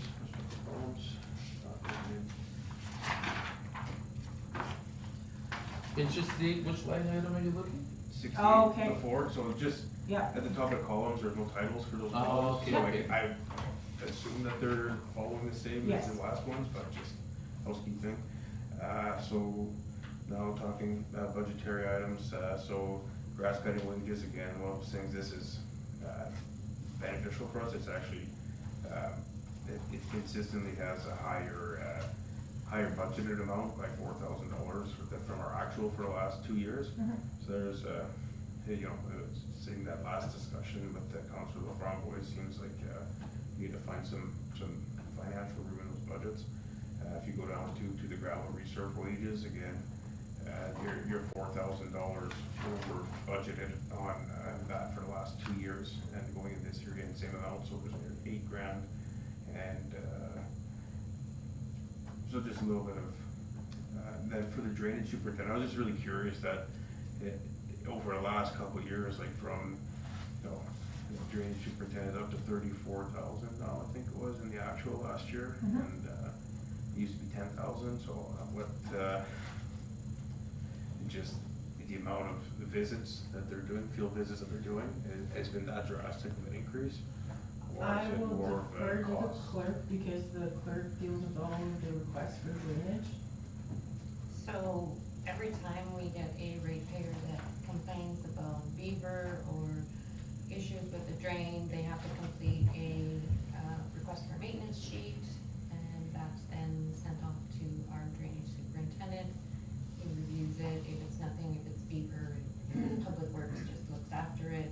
There are ones though that he has had to come out and he has to come and assess and meet with landowners, and there are some big ones coming, and we have received the requests for maintenance on them, so there could be potentially a large amount of work being done on the Brazo drain.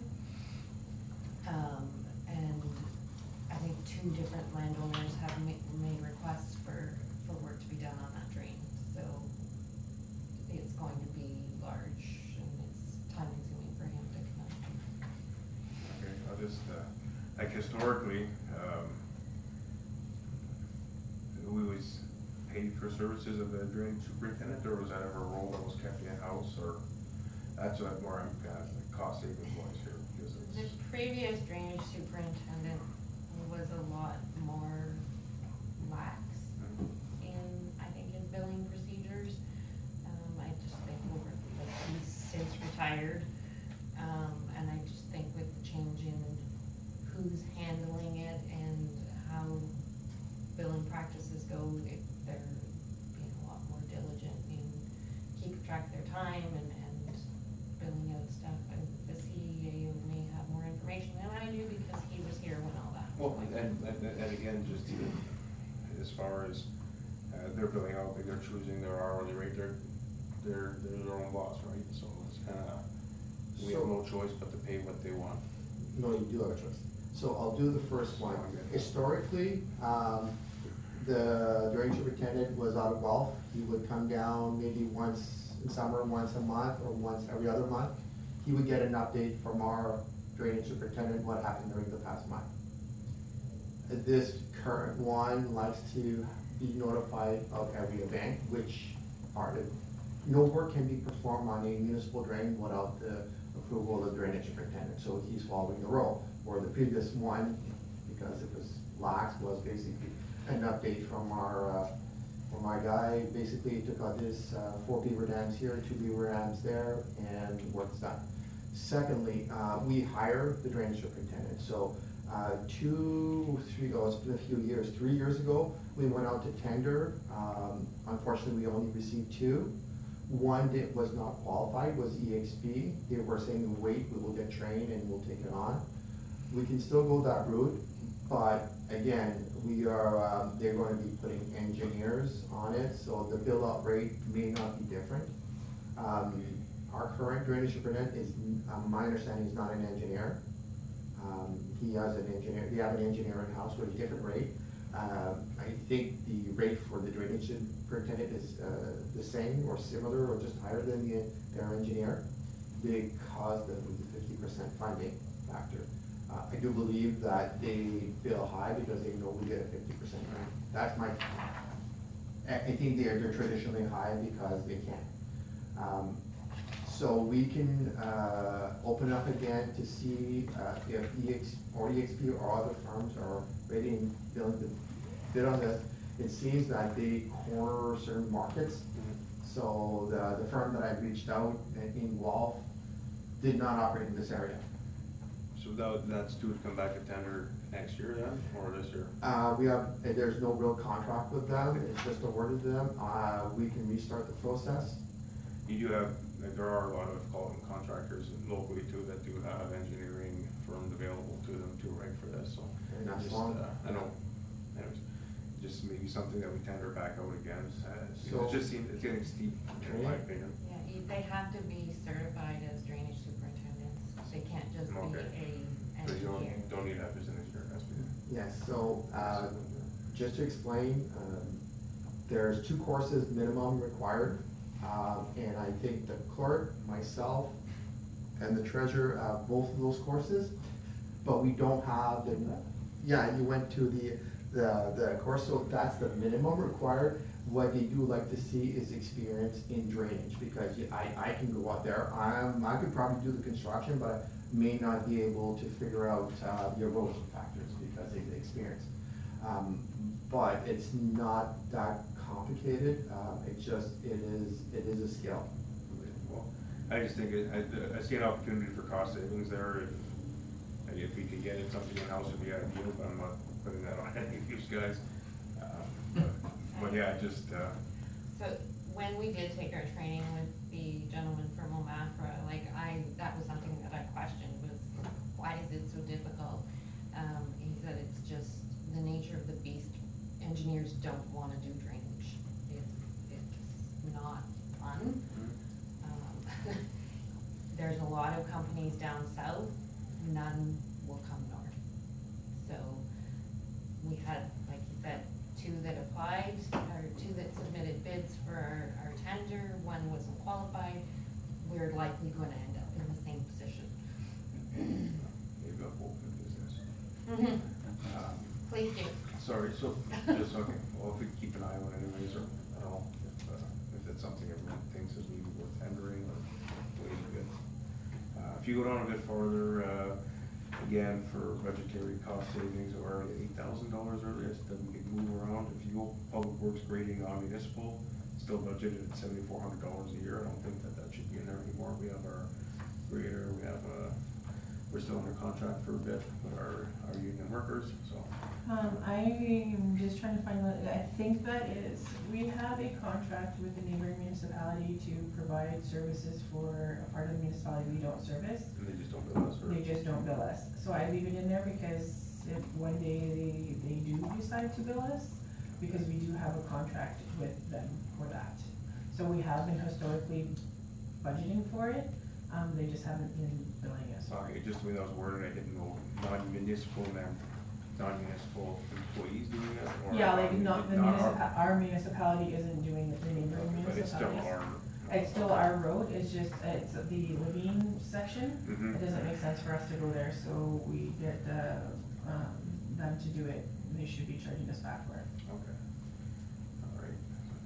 Alright. Farther down, public works garage maintenance wages, just from there down, under the actuals, they're all blanks, I'm just assuming blanks are supposed to be zeros, and, Yes. okay, cause there's a bunch of that over there missing. And same with just one line items filled there, but the rest under it aren't. Public works wages, just the, increase in $20,000, I was just curious, is that just due to a new, position and staff that's counting like with the public works workers kind of thing, or? It's not a new position, it's a full year of a position. Yeah, okay, I just, Yeah. didn't want to just wanted to make sure, so it's the same as for the CBP owners, that affect the same in the group insurance, it went up that much for that one employee, full year? Because that's a big change there. It is a very big change. I believe council is aware of our group insurance for non-unionized employees. There's a dramatic difference between what unionized employees pay and non-unionized. This position is a non-unionized, so yes, that is a major increase. Quite an increase, alright. And I had a question there for the garage drawing, but I guess, just public works garage drawing, you have budgeted, but that's for, the engineering or, okay. Yeah, it's just for the starting, whether it's consulting, whatever that process is. Just at the bottom, the total expenditures, I had a note on your last line item for purpose. That would be under what column now? Pardon me a second, scroll up, make sure what column that's under. I think it's under, 2023 actuals.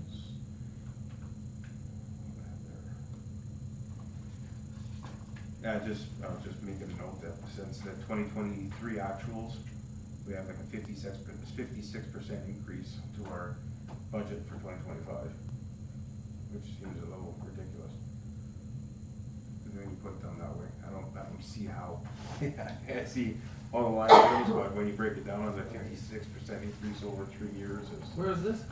Go to your your total expenditures. At the bottom? And go to your actuals for 2023 to your budget is to 2025, and do the math. Oh, Yeah. This just number? wanna make sure that. That's our actual from 2023. 2023. What we're budgeting. So it's 56% increase over 3 years. I understand that we were involved in all of that, but I don't understand how we got to that. Maybe, well, Yeah, Okay, but I it- can, it's quite an increase over, if you look back, like I just, no.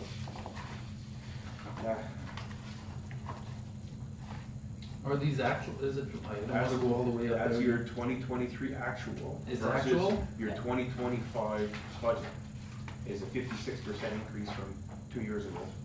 Actuals to this year's budget is a 56% increase, which I just think is really high, and I don't, Yeah, wouldn't get it that way, it's just a red flag for me anyways. Yeah, I can look into it and have, a better explanation of what some of the major increases. Yeah, But you'll also look- $377,189.90.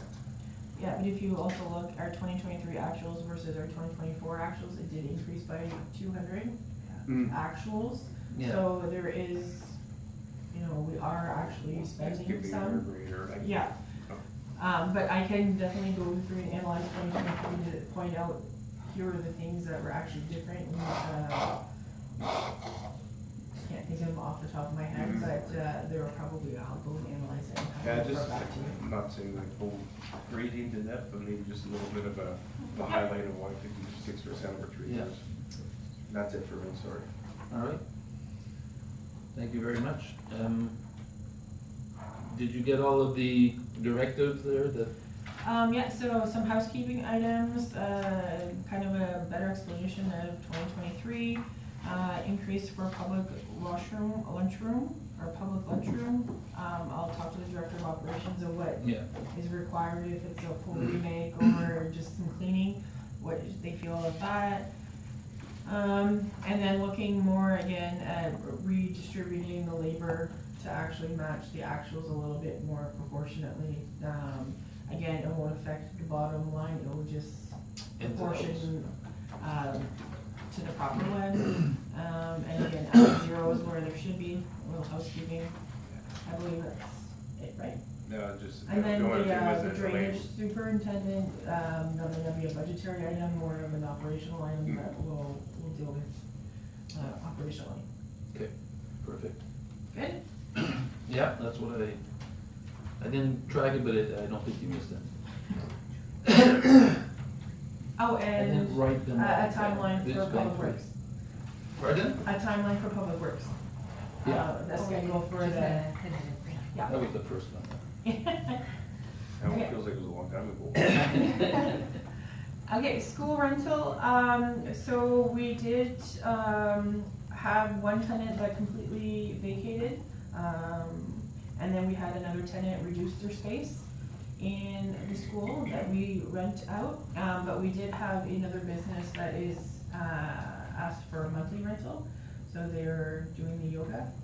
So they rent one of the empty classrooms now for their yoga studio and other well-being activities.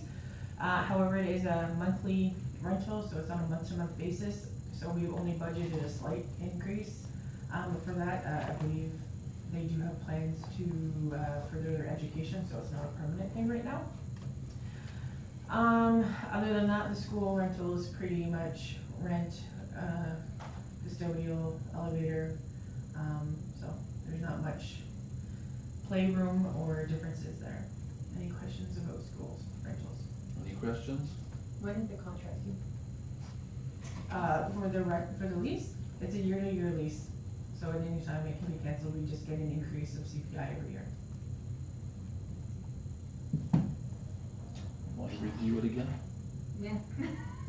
It is something that's gonna be brought up in your, strategic plan also. Mm-hmm. Okay. Does council wish the direction to prepare a report to options to direct staff in anticipation of looking at options? After the strategic plan, based on the strategic plan, Or independent of the strategic? or independent?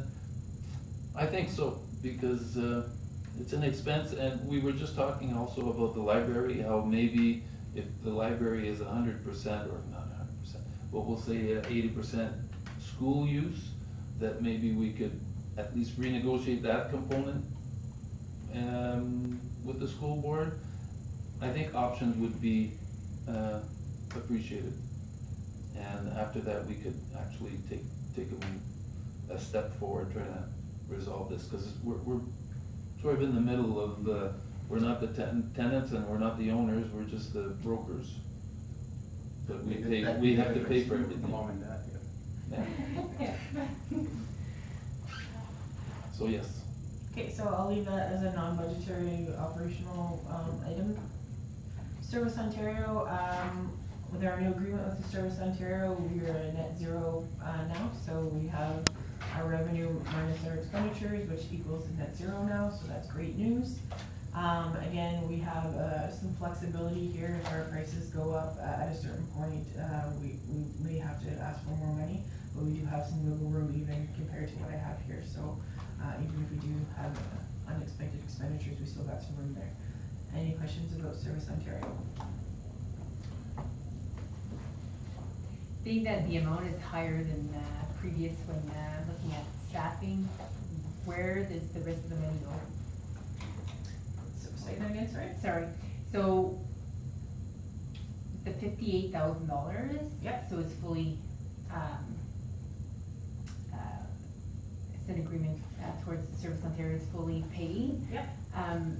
We're not paying that in, staffing, so where exactly is the rest of the money going? So if we do not end up paying that in staffing because of the current situation that we're in, in our agreement, there's a reconciliation period. So if we are under budget, they will claw back or not pay us in those 2 months. If we are over, they will pay us more, so that we won't be getting that money. So if we come to it and say, oh, our expenditures were actually 50, those last 2 months, they'll prorate them so that it actually ends up to be only 50 that they pay us. Okay. But then they have that extra so that if we go over and say we had to do this, this and this, or whatever, there is that built-in cushion that they also have that they can pay us more. Okay, cause this is strictly staffing? Yeah, it's pretty much 100% staffing. We only have one staff member. In the past, you'll see that it was more last year, but we had also budgeted for vacation relief, because we did have an employee who was trained that would come in for vacation relief. We no longer have that employee that's willing to come in for vacation, so we would essentially be, when they're closed, they're closed. Yes, I think there's some additional money in there for the construction of the wall Yes. and signage. Okay. There's some Yeah, signage that I needs to just- be replaced, and the wall needs to be done. Cause I find it very hard, like high for, staffing 35 hours a week at 58,000. But that also includes their owners, which is at 9%, their WSIB, their employee health tax, their wages, or their benefits. So it's not that we're actually paying them 58,000, Mhm. it's No, the I know, cost of yeah. everything. And the wall is in, The wall is in the agreement. did we get, Yeah, so that's what that extra, I believe it's like 65 or 66,000 that are our annual allowances. So in that budget is there's the 5,000 for the wall, to the screen, to Mhm. kind of, have that privacy wall. and did we get like, did someone come over and, We're in the process of Okay. getting quotes. cause I know it was a big thing, We've had a few people privacy. come in.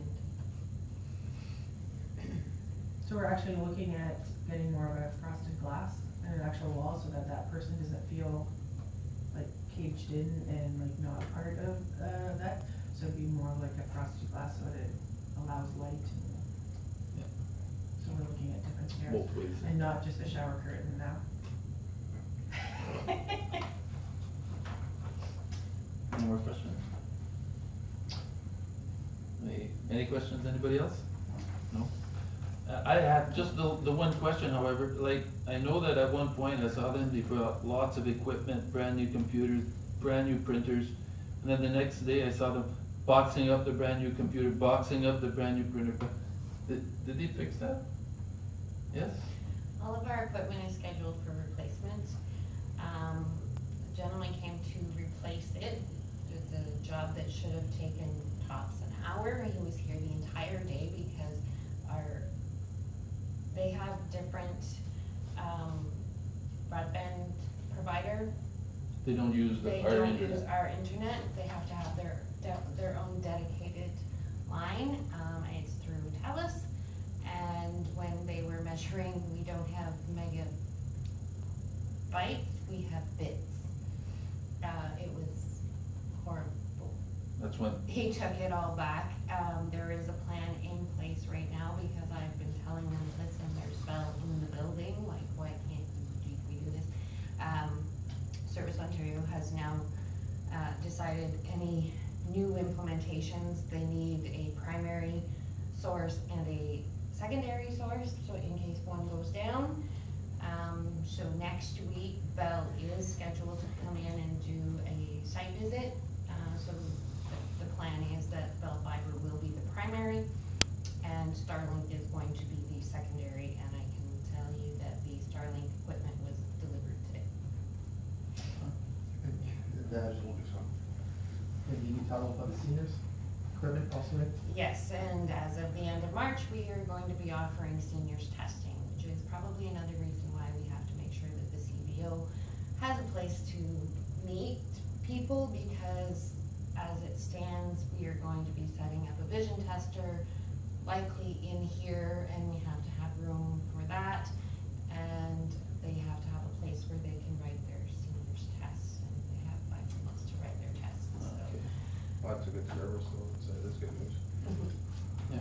That's good, I like that. So, Okay. All right, I'm good. Thank you. Wastewater system, good news, no increase this year. We've had significant increases over the last couple of years. The $15,000 for the operator's manual, was in 2024's budget. I'm told that it will be presented, by Aqua, in April to council. Did you go over the wellness center? Yeah. Wellness center's after wastewater, I believe. No, Not in our budget package, so. Oh, not on the electronic copy anyways, sorry. Sorry for that. oh, I can skip to wellness and. No, okay. No, wellness is after. Well, on Monday, Yeah, it said the electronic one, is it? Oh. I did find it. Yeah, I we're did gonna- find it. Wastewater. So wastewater, so no changes. The $15,000 manual is still in it, and I believe Aqua is presenting it in April. Will caution, I think it was the day that I gave you guys the budget binders, Aqua came with their capital forecast for the next 10 years. And there was some items that they recommend doing in 2025. The Director of Operations is going to meet with Aqua to discuss those to see if they're actually necessary. If they are, potentially changes, depending on when it can be discussed. If not, withdrawals from the reserve may be necessary at that time. Okay, so again, same thing that we go through every year. Here are the items that we've spent that weren't included in the 2018 capital budget project and our payback period. So, so we need to add $11,964 onto our projected contribution to the reserve in order to be able to fully fund their things. This may change because Aqua is doing that study all over again, so their study may be dramatically different than the one that we had already. But I'm using everything from the 2018 because that's what we have. Okay, so in that study in 2018, it's saying that it should take us $27,000 to operate the water. Our budget is $106,000, so there's a $78,997 deficit. They're also telling us that we should be bringing in $82,000 in revenue. So when we add the deficit plus the revenue we should be bringing in, we need to bring in the $161,364. And again, from that previous slide, for stuff that wasn't included in that 2018, we're adding an additional $12,000. So that gives us to our $173,328. So that's what we need to bring in order to cover our costs and put enough money in for future investment in our wastewater system. So again, we're not changing the rates. And then by doing this, it will bring in the $1,760.290, so we're just under $3,000. And then that $3,000 will just go back into the reserve. So it'll just be an extra contribution. So instead of adjusting and giving everybody a $1 break, keeping it the exact same, and then just having more money go into the reserve. Good. Any questions about the wastewater? I had one just, I don't know if it was a typo or what, but like your 2024 budget and actuals are the same, but then your 2025 draft, even with the suggested increase, is still the same amount as the 2024 budget and actual at the top. There's still 176,000. Yeah, it is because wastewater, we are zero. Whatever, Yeah, it pays, like, it's the users that pay for it, right? the It's user not- pays it's not for it, the whatever the levy. difference is goes into reserve, so it's 100% in and out. Mhm. And because we're not changing the rates, we're bringing the same amount of money and the same amount of money is going out. We're not changing rates. No, it's a 0% increase. So we're not changing the rates this year. Okay. So that's why everything, the actuals and budget is the same, because we build out what we were supposed to, and then the net difference goes into reserve. Okay. So it ends up being the full amount. Any other questions? No. Okay. So wellness center. Again, we make, a revenue on this, building, so again, as per the last council meeting, things like this is where we need to start focusing to bring in a little extra revenue to help offset the cost of rising taxes, because we need to bring other sources of revenue in, and this kind of stuff is a great source of revenue. Repairing the, floor in the second floor, I know this has been on the budget for a few years now, but it's still something that needs to be done. We have water issues in the wellness center, that we've done multiple things. I think we tried our next thing that we did, last week or the week before, putting an electronic anode in it, to see if it gets rid of the smell of the water. We tried multiple different metals, but the water smell keeps coming back. So we're now at the electronic anode, so hopefully that solves it. If it doesn't, I think that we've exhausted most of our, hopefully, small fixes, and we might be looking at a bigger, major fix. To add to that, the hot water tank in question is a rental, so it's very difficult. All the animals were changed on the warranty or the service period, but the electric anode we had to purchase. If we have to swap out the tank, I was advised by the mayor that there are some tanks that are made of aluminum that do not do this. We would have to buy out the balance of this hot water tank. And I've been told that they expect a 10-year life of this tank, and we are in year 3 or 4. 3 or 4, yeah. So, if fingers crossed that this electric or electronic anode will get rid of the smell, that's the purpose of it. And if it doesn't, the immediate consideration of breaking the rental contract. Okay. Any questions? Did it start when they changed the, hot water tank? No. Since it's only 3 years? No, last year we changed the sulfur system. There's some consideration that potentially that one that failed, that the lines got lined with things that were not being filtered out, and it may take that amount of time to clear it out. It's just that we have tenants, and we have tenants that are a pharmacy and a clinic, and it's high on their list. Whenever there's an odor, it's not pleasant to serve somebody at the pharmacy or at the clinic when you're washing your hands. So that's why we try to be on top of it. But we're down to the last option before breaking the contract. Okay. Any more questions? No? Any more questions on the other councillors? No? Oh, for the wellness center, I'm just wondering, with the leases, how come there's no increase with the Univie? Univie, we renegotiated 5 years ago, to remove the, cleaning and slowly build them back up, and in the contract, the last year was at the same rate as the previous year. To bring them back up to their square footage, rate. And I made contact with the CEO of Unity. We're going to start negotiating for September renewal. And hopefully an increase. And what? And hopefully there will be a savings. An increase, okay. And what about, like, the pharmacy, it's just a 2% every year? Yeah. And he's got how many more years for that contract? It was a 10-year, right? It was a 10-year. Okay. And then they rent for the health center and mental health, you'll see that, there's not very big increase there. We are actually in negotiations with mental health, or we finished mental health, and we're still in negotiations with public health. The contract has gone back and forth, so I've just left it the same, because I don't want to put in a 5% increase and then they come back and only agree to 2, or vice versa. So this is worst case scenario is if it's a 0% increase.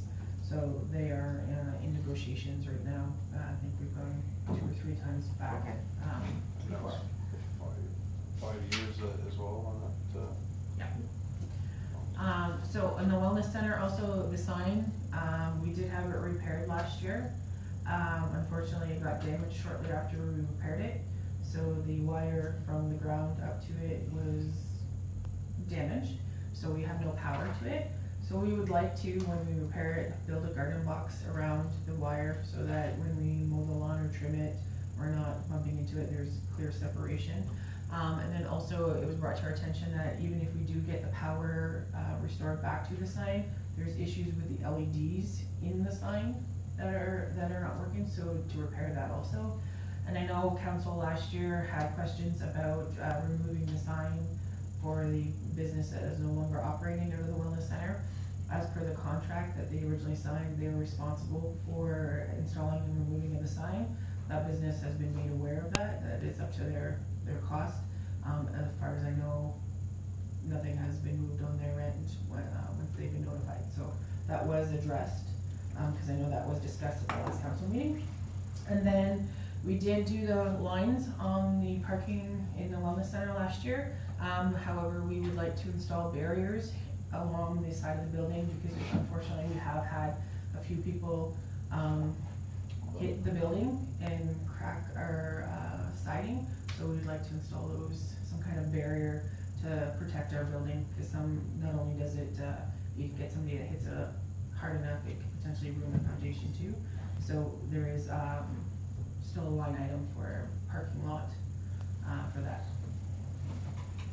I'm just curious about the signs. I know, they did sign a contract, but who would be responsible if something happens and if they're, doing the work and they get hurt or something on our property? Who is responsible for that? I would assume that the person that is doing it would hire a professional to do that. I don't think, I don't think we would allow just myself to go up there and pull it down, but I don't know. So the last one to be modified was public health. They were, Hired contractor. yeah, the contractor from Sudbury came, they scraped off the name and put on the new name on. So unfortunately, it would require somebody with sufficient insurance and the skills to have a bucket truck to go up there. That should be something like we're in renegotiation right now, all the leases, by the sounds of it. That language should be put in the lease that, no, but it should be, that's No. contingency. I'm not sure Upon, how clear the contract if is. you're leaving, well, you gotta hire a contractor licensed contractor to remove your signage or whatever, so it may be in there, it should be. Pay an amount in You advance. must do it, You no, must, it's your yeah, you shall. responsibility. Yeah. That's it, if, since you guys are kind of in those talks or just past those talks, I don't think it's hard language to get passed in the lease agreement, but just. Just to add, the clerk and I have been looking over, and we added some language to that effect.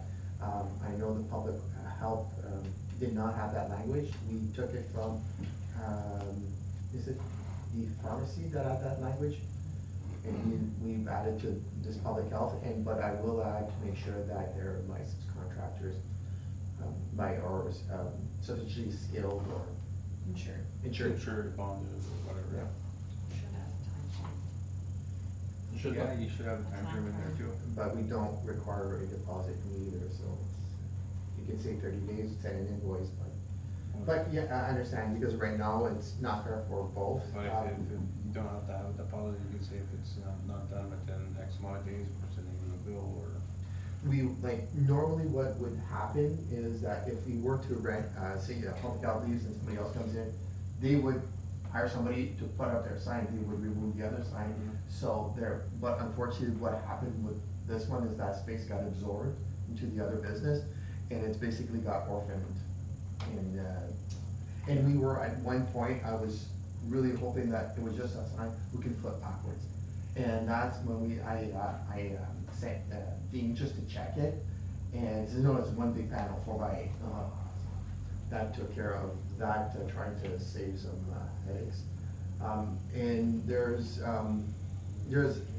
now that spare room on there, so we can look at, see if another business would want to add their services there, so maybe Unity with a bigger sign, so they could do a bigger promotion. Because it was meant for so many units, but we basically removed one unit. So that is potentially, if we did another business, the other business would hire somebody to come in and fix. Yeah. It's just unfortunate, this unfortunate set of events is, it just got orphaned. Any more questions? Good? I have just one, I'm saying it's a wellness center, but maybe it's not. The clock in front of the wellness center, does that function? Yep. It functions right? They're all on the, Rick adjusted, I think there's one that the needle might be off. oh, okay, And he was, I told him about it because he changed it, what's the right time? No, it looks like 9:15, not 9:45. Okay. But I don't know if he went back to check it. all right, cause I had remembered, I had seen that some while back, and I said, that's not correct. Okay, and we did replace one of those clocks, it was pre-COVID, it was a while back. So one clock did fail, because that is, right now, we're in 19 years old. Yeah. So we probably should expect to start replacing the 3 other clocks.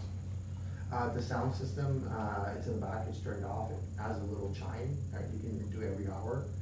That's been off since the beginning, it still works, it's just, Yeah. nobody cares for the No, little thing. nobody cares. Okay, thank you. Okay. Next. Okay, so capital projects, this is just the summary, we'll go through the actual capital projects. So again, these are just our normal contributions to reserve, so the fire department reserve, it's not really the fire department in reserve eventually, it's part of our asset management plan, so, just to keep consistency until we actually change the wording of the reserve policy. The asset management plan reserve, as you will remember when we discussed it last year, it's a continual increase of 1.9, so the $55,000 that we put in last year is added on to the 300,000 that we contributed, plus we add an additional 109. So next year, our AMP reserve will be this 360 plus this 55. That will be in our 2026, and then we'll be adding another 1.9%, because eventually what they're trying to get us to, I think, I can't remember the exact number, but it's over $1 million. So we're trying to get that 60 plus the 360 plus that 55 up to that over $1 million. So that's what that is. Our contributions to OSIF, NORDS, and CCFB, so this is grants that we received, so we're gonna put them into our reserve funds associated to that, and then we're gonna take out our projects from those funds. The columbarium, we don't necessarily have a cemetery reserve, although it will be funded through sales throughout the next 10, 15, 20 years, however long it takes to do that. But we don't necessarily have money for that. And it's not a asset that we have that we're replacing, it's a new asset, so it wouldn't be considered an asset management plan, because we're not saving for a new one to replace the old one, it's a completely new asset. Strategic plan, again, the second half of it, 29,000 will be funded through FedNor, and then our 6,000 that we're responsible for, which is the 10%, will come through contingency reserve. Again, we're the 4 20-foot storage containers with the dome that was discussed last year. It was not done, so it'll be taken out of the AMP reserve this year. The fire hall water reserve, $180,000 will be funded through the NHOFC grant. The $20,000 will be our cost, will be funded through our fire department reserve, which will eventually be combined into the asset management plan reserve. The West Side Village engineering, the remaining portion of it will be funded through CCFB, which is the former gas tax. East Side Village, because East Side Village has King Street, which had gravel trucks running when we did have the quarry on Casimir, is eligible for NORDS funding. So a portion of that is gonna be funded through NORDS. The other portion is gonna be funded through AMP reserve. The F-550 with plow and sander, unfortunately, we've gotten some pricing. Just the truck itself is $108,000. And the plow and sander is looking at be another $40,000 on top of that. Right now we are looking at potentially just purchasing the truck this year, and then maybe the plow and sander in the next year. But that's something that's gonna be brought to council, because again, it would be funded through reserve, so it's not gonna affect the tax rate. So if we do come, and then the director of operations can tell you the plan and the efficiencies that she feels that will come out of purchasing it this year, and whether council, agrees with those efficiencies and cost savings or whatever.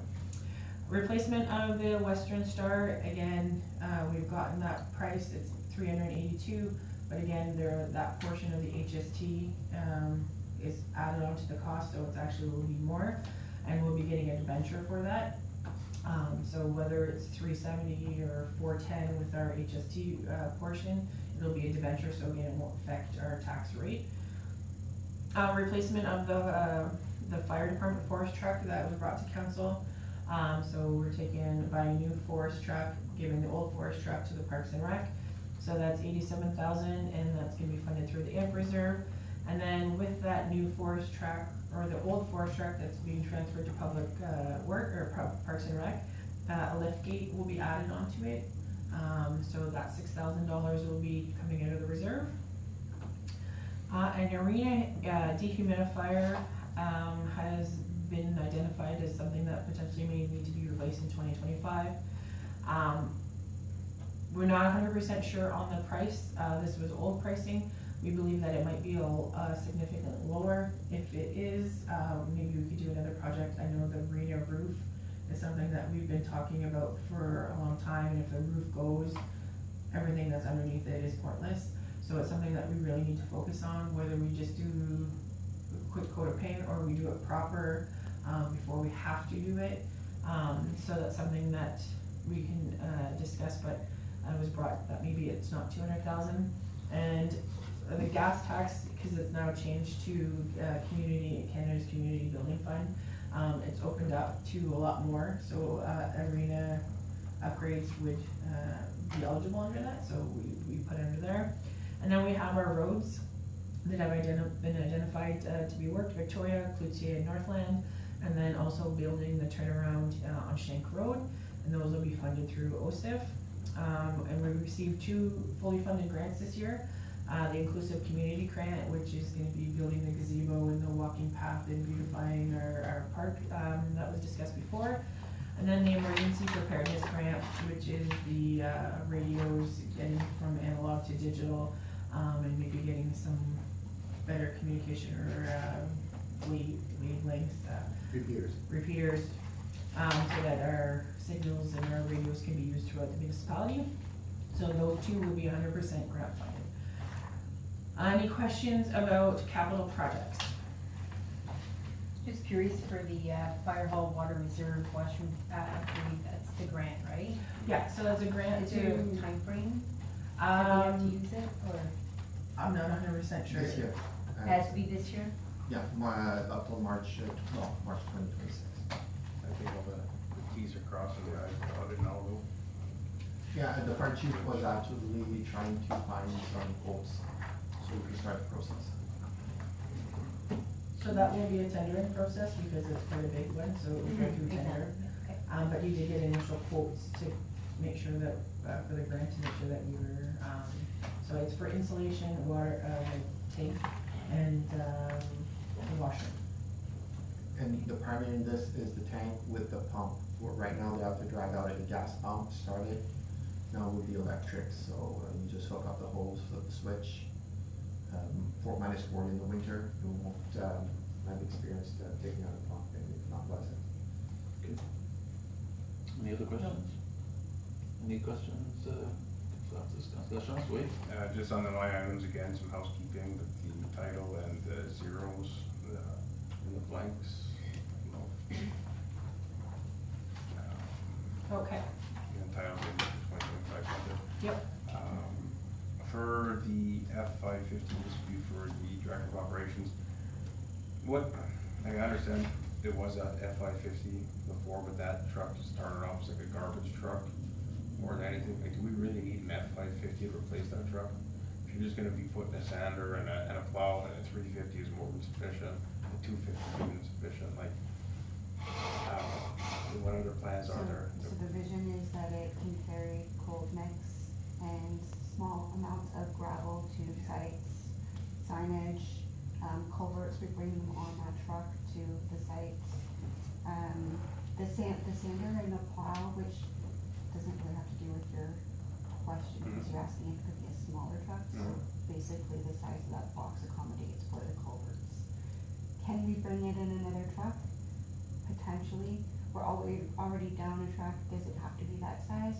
Maybe not, I'm not sure, I haven't seen a plow on another vehicle to do what I'm thinking it should do, so I've seen it on a 550 where you have your sander in the back and you're holding at least 3 yards of sand, and that will potentially do your parking lots and you're not having to return.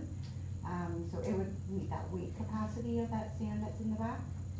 I don't think you'll see very many contractors around Sudbury that have a plow truck with a sander in the back that's a 550. It's not common. So it's just a 2-ton, right? That's Just a 1-ton typically.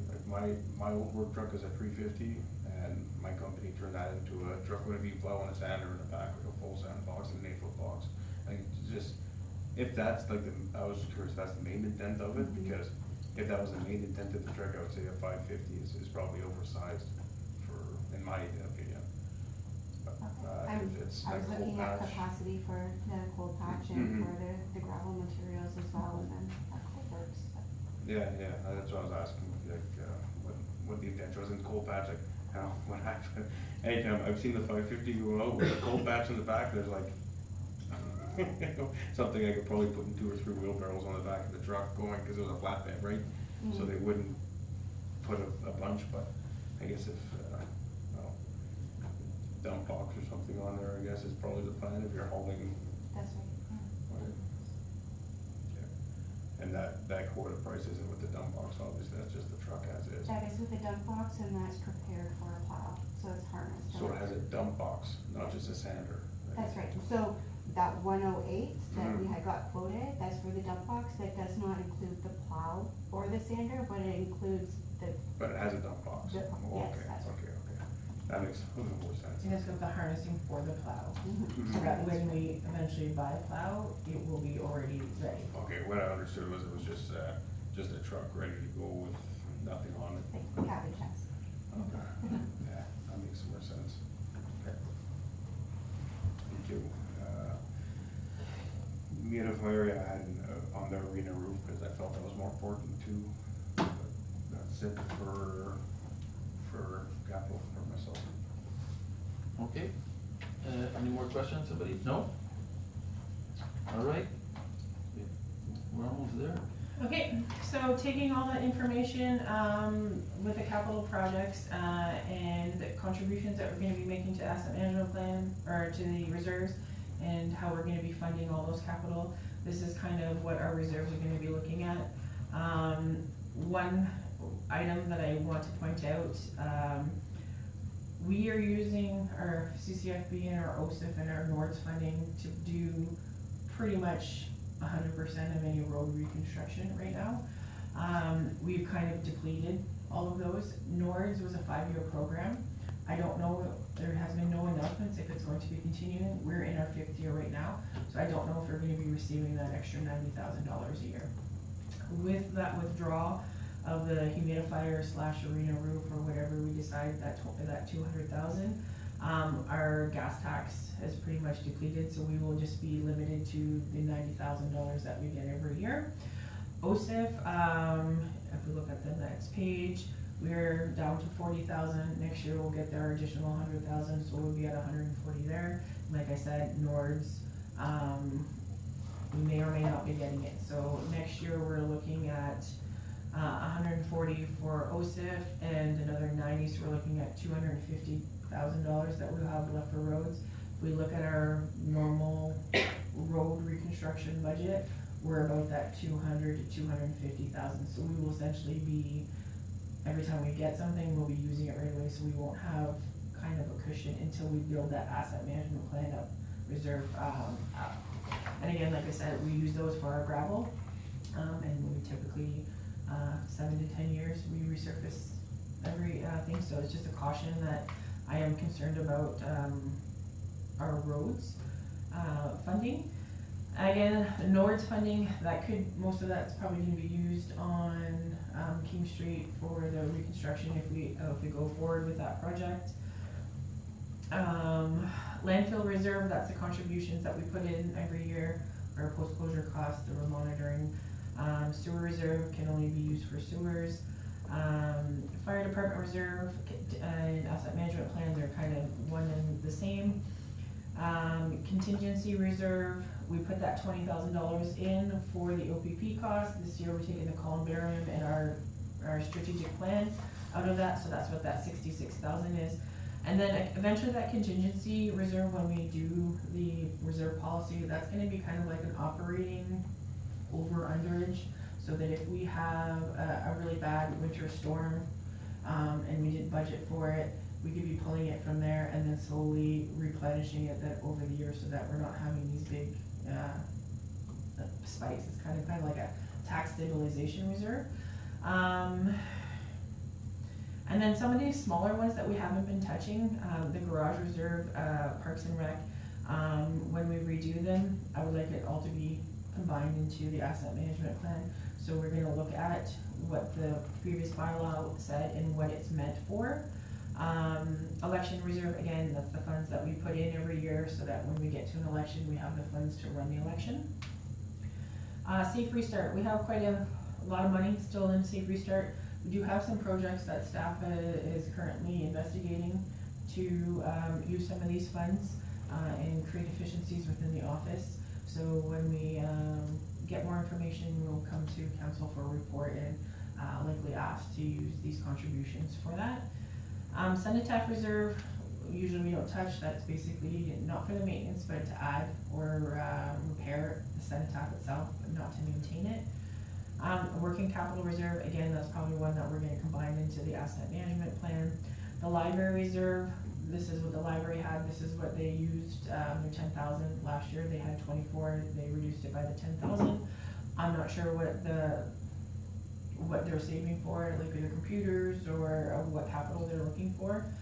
And hot cold meals is the project that I had recently, the funds that they have to get going. So that's reserves in a nutshell. Like we still have a fairly healthy reserve, but I do wanna caution that OSIF and gas tax was meant to be a complement to what we're doing. So if we normally spent $200,000 on roads and they gave us 200,000, they were expecting us to do $400,000 worth of roads, not replace it. We've already kind of got our hands slapped when we got audited, because that's essentially what we're doing. So they reminded us that it's to be a complement to what we spend, so just a caution there. Any questions on reserves? Yes. Okay, that Safe Start, we got that during COVID, did we not? Correct. So that's something, do you have a deadline of when you have to use that? No, and we've only had the one reporting requirement so far. No, they haven't required us to report. I'm still following the guidelines. It's meant for, no capital can be purchased, so I can't go buy a truck. But it's meant to limit, passing of disease or, so no, like we're talking about the touchless toilets, you're not touching everything, so you're not passing disease. One of the projects that we're looking at is getting a paperless system so that when we're looking at old bylaws, we're not going through files and touching all the paper that everybody's kind of touched, everything's electronic.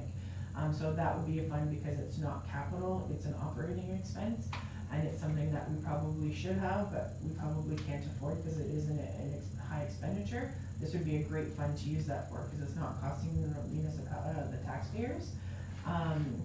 But it's something that we should have. A lot of these things have high upfront costs to implement it, and usually it's cost prohibitive for us to do it, even though it is beneficial. We can't afford to have that. So those are some of the things that we're looking at using those funds for. And there's things that we come across, like we bought the vacuums last year for all the different things. for Public Works. If we can spin it. Sanitary. Safety. If we can justify it and it's not capital, like we had, they brought up ransomware, And I'm like, I don't understand how security, but they said, well, working from home, so if you're sick, and you have to work from home so that you don't infect your members, you would want some ransomware. I'm like, you know what, that I can justify, that is 100%. So if you can justify how that would prevent, like, the concept of what that was for, as long as we feel that we can justify it, like, I'm open to examples, like, we should be using this for additions to things so that we can actually make progress, because a lot of stuff we get cut, we know we should do it, but we can't afford it.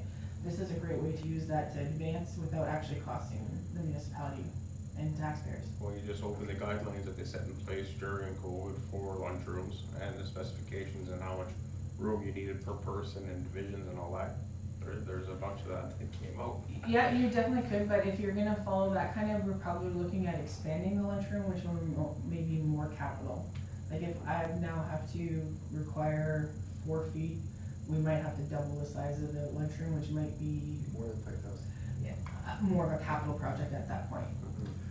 But an example of what this is that if you wanna put a HEPA system, heating and cooling, in the lunchroom, if you say it's a HEPA filter at the same time, you could roll it in, if you keep the cost below 5,000 to potentially reducing some costs. Yeah, like there's certain things that we could do, to do that kind of stuff. And if you, as long as you can, we can spin it to a way that it meets the intention of the, grant. And I just have one more for the fire department. They received 2 vehicles last year. So I'm just wondering, I thought you're putting an addition of 60,000, in the reserve. Weren't we supposed to be using some of that to purchase either the fire truck or the half or the 3/4 ton that they're buying? So the 3/4, the forestry truck, we're taking it out of asset management. Yeah, I could take it out of either or. Well, I'm just wondering to reduce our tax rate. Like, I mean, they just got 2 new vehicles. They weren't supposed to be replacing their 3/4 ton until what, 2029? So, you know, giving them, I'm just wondering, like, to reduce a little bit of a tax rate, could we not say give them 40 this year instead of the 60? Because we just gave them 2 Christmas presents, you know? So we could, so in the asset management plan, when they came up with that 1.9%, saying that we need to put in 1.9 to get us to that point where we need to be, they accounted for us putting in the 60,000 into asset management plan reserve. So if we reduce it by 40,000 or 30,000 or whatever, we're just expanding that funding gap even more. So it's not necessarily giving it to the fire department, it's giving it to asset management plan. And if we want to, we don't have to fund any of this stuff, it just, when it comes to replacing it, we're gonna be getting more loans.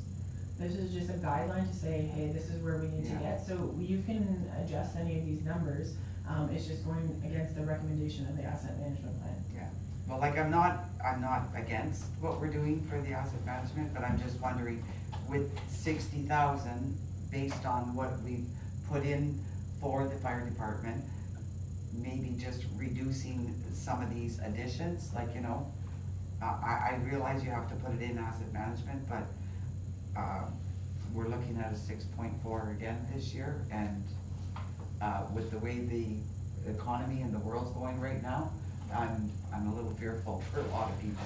Yeah, so just to point out, yes, what's going on with the economy is gonna increase the cost for everybody, and that means less money for everybody, but unfortunately it's gonna increase the cost for us too. We buy fuel, we buy vehicles, we buy services, so all of our contracting services are probably gonna go up because they're gonna feel the cost. So I know we don't wanna download the cost, and we can make adjustments to do so, but our costs are gonna increase also. So I know we're in a sticky situation. And like I said, we don't have to fund the asset management plan, but we're just creating that gap further and further. And then when we go for funding, we may look at our funding capabilities and say, well, if you're not choosing to fund it, why should we give you money? Yeah. Like, if you're not trying. And then they look at it like, also, here's your needs, you're not even funding your needs, we're definitely not giving you your wants. cause you can't even cover what you need. Yeah. Why should we fund a splash pad for you? So that's kind of, some of the indications of why asset management plan is, or how it's going to be used for grants and stuff like that. So it's up to council. I know last year we took money out of the contingency reserve to lower it to a tax rate that was more acceptable, but eventually that money We also, goes away. we had budgeted, we had brought up the contribution to 90,000 before we purchased the fire truck. Then we went back through budget again the following year, we brought it back down to we got rid of that 30,000, so we only ended up doing it the 1 year, the lower levies, and then we ended up having to buy the truck as well. So yeah, before asset management, we were playing with the contributions and bring them down to kind of lower the tax rate down. But then it just created our funding gap to constantly be getting bigger and bigger and bigger. And then, like I said, in phase 3, we're running different scenarios that maybe all of our assets are 50% funded. Maybe that's all we can afford is every time we buy something, 50% comes out of reserve, 50% has to get a loan, because that's all we can afford, because we might not be able to get to the $1.2 million or the over $1 million. That's kind of seems like a lot when your budget's only $4 million, like a quarter of your budget. But as you can see, everything else is increasing. And all I can say to help is all municipalities are in this situation, unfortunately. So like what I was saying, bringing in other sources of revenue. One of the things that we should be recommending is getting rid of the free dump days for vacant land. Making them pay to increase costs, because if you have 8 vacant properties, you can go to the dump 16 days free and dump whatever you want. Putting in construction material is not free anymore, so you can't demolish a house and dump it in our landfill for free anymore. So what happens, you have some contractors that live here that have like 8, 10 properties, and say they do construction, all the construction waste, I got 8 properties at 16 free dump days. And they can go as many as they want, and there's no restrictions on what they want anymore. But there's a number of trucks though. There's a number of trucks, but like you can fit a lot in your 4 truckloads, or I can't remember how many truckloads. But those are things that we can do. Again, when I was talking about making users pay for services that are extras, I know it's not fun, but it's either you increase taxes for everybody, or you increase fees for people who are actually using the service. And it's hard to make people who are, what's the percentages of low income that can afford? So, myself and the mayor are taking at their course, and they give us access to the website. In St. Charles, the statistic was 15.7% of the population cannot afford their rent, their housing needs. So it was a housing study. So that is the portion that I know a lot of members of council are concerned, is that 15 or 16% of the population where they can't afford the housing. So it's hard to make them increase their taxes for services that they may or may not necessarily use. So it's a hard decision either way. Yeah. I've always had the dump thing a little bit. I think we've always had it too open, and when it was way back when, during the time where it was one weekend, and you had people lined up from from the highway almost all the way to the dump, you manage 1 truckload, and now you get 2 free days where you can just do quick turnarounds. I think we limited to 2, and again, when I've gone to the ballots, it's 2 pickup for 2 free days. So 2 pickup? Okay, we're down to 4. Total pickup, but you can have, if you have 16 lots, Okay. and a pickup Times loaded 4. with Times construction whatever. material. Are you allowed to pick up in trailer or just pick up? No, I think it's one or the other. And I do apologize, I don't have the bylaw, but I do remember we added that last time to try to solve the issue, but still 2 construction material, and vacant land. We'll have to review that again. And make sure it's enforced. Oh, don't worry. Yeah. With that, we have a good person. Any more questions? Questions, Councilor Loftus? No. Councilor Chance? Had a couple smaller ones from earlier on in the line items, just, we got time, just quick. Just, on page, what it was 4 to 6 of, the entire package, so line items. Can you tell me what department it's in? Council. Okay. Just the council employee recognition, was that something that, Is it the $60? well, the 482 that was used? Yeah, so, for every 5 years, so when you have a 5-year, or 10 years, or 15, 20 years, we give, recognition in the form of a gift certificate or a gift card. So for 5 years, it's a $60 gift card, for 10 years, it's $120, it's essentially $1 per month that you work. Okay. So last year, it's based on however many employees will hit that mark. This year, only 1 employee hits a 5-year mark. Okay, I didn't know if that was, that's why, when it says council employee recognition, I didn't know if it was like, something that happened with council itself, I was like, oh. Oh, no, it's just that So it's council not is something rewarding that would be their like a- employees. okay. Yeah. Okay, and then the election expense, 2022, could we, like, I know we're not contributing to it right now, but maybe we change it to 2026, or we leave it at 2022? Oh, yeah. So, like, I don't know if that's, Yeah. then under admin for other, there's 143.92, I just didn't know if, is that just, to balance something, or is that, You just get it, where under admin? other, admin, other, Oh, revenue? for admin, it just, Oh, 143.92, yeah, so that's revenue, that's not necessarily one of those other things. So it could be,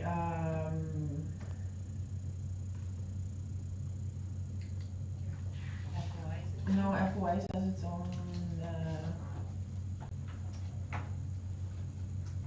we started selling, T-shirts?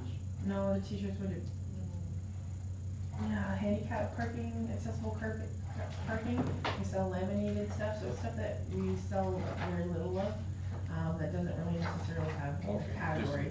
just- So that's it's fine. just, We still owe you for that. And, I submitted. under arena is just, there's propane / materials, and then there's truck / Zamboni propane. So I don't know if we have two different sources of propane, or, yeah, so there is a propane for the actual Zamboni, and then there's propane for the hot water tank. okay. Hopefully that's gonna be natural gas at the end of this year. Front and back. And, sorry guys, they're just little things I want to Yeah. put earlier, but, the sewer rate amounts, I was just curious how it was remaining the same charge with the increase, but you explained that we're still charging more, and the rest goes to reserves. And that was under the fire department. Under fire department bunker soup cleaning. We still have an amount of $500, but now with, that we're buying the bunker cleaning gear, I was wondering if that line item could be removed from budget. It cannot, because he did have some bunker soup cleaning already done, so he did send some out already. We haven't purchased the washer dryer. He sent, okay, so we already sent out for $500 worth. I'm not sure if it's 500, but I know I just, passed on the bill, lately, so they will have some expenses until we get the washer and dryer. Okay, cause last year's was $93 for the whole year, so that's why I was like, Yeah, okay. I don't, to me, you should be washing them after every fire. I don't know if we had a slow fire year. I know this year they had some major structure fires, so. Okay. And for, fire department #1 pumpers, that was 1201, which is no longer there, we've got, $2,000 allocated to it. I don't know if we change that to pumper 12, I believe it is, or is that still stay 1201, or?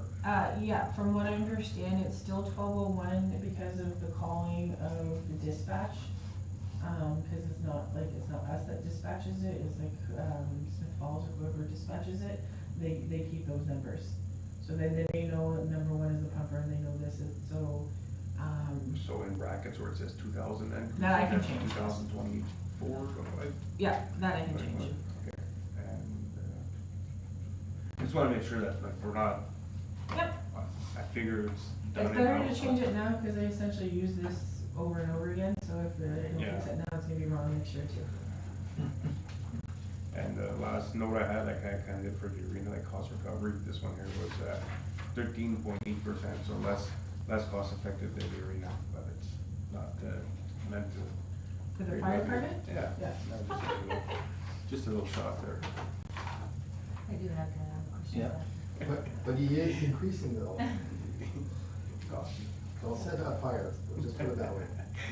Under admin, did we, I think last year we had Celebrate Canada 1200, I'm not sure if I don't see it here or. Yeah, so They we don't did have- increase is it it to Christmas one? 1,800, so, if you Oh, look, okay. it's under council. So it increased Oh, to that's fine, okay. 1,800, so I know last year we originally budgeted for 12 and then we actually got 18, so I kept it the same. And if you look at the expense, normally we budget 3,000, but I brought it up to the 36. So that extra $600, we put it in the budget, so, cause our revenue went up by $600. So it's in there too, so yeah.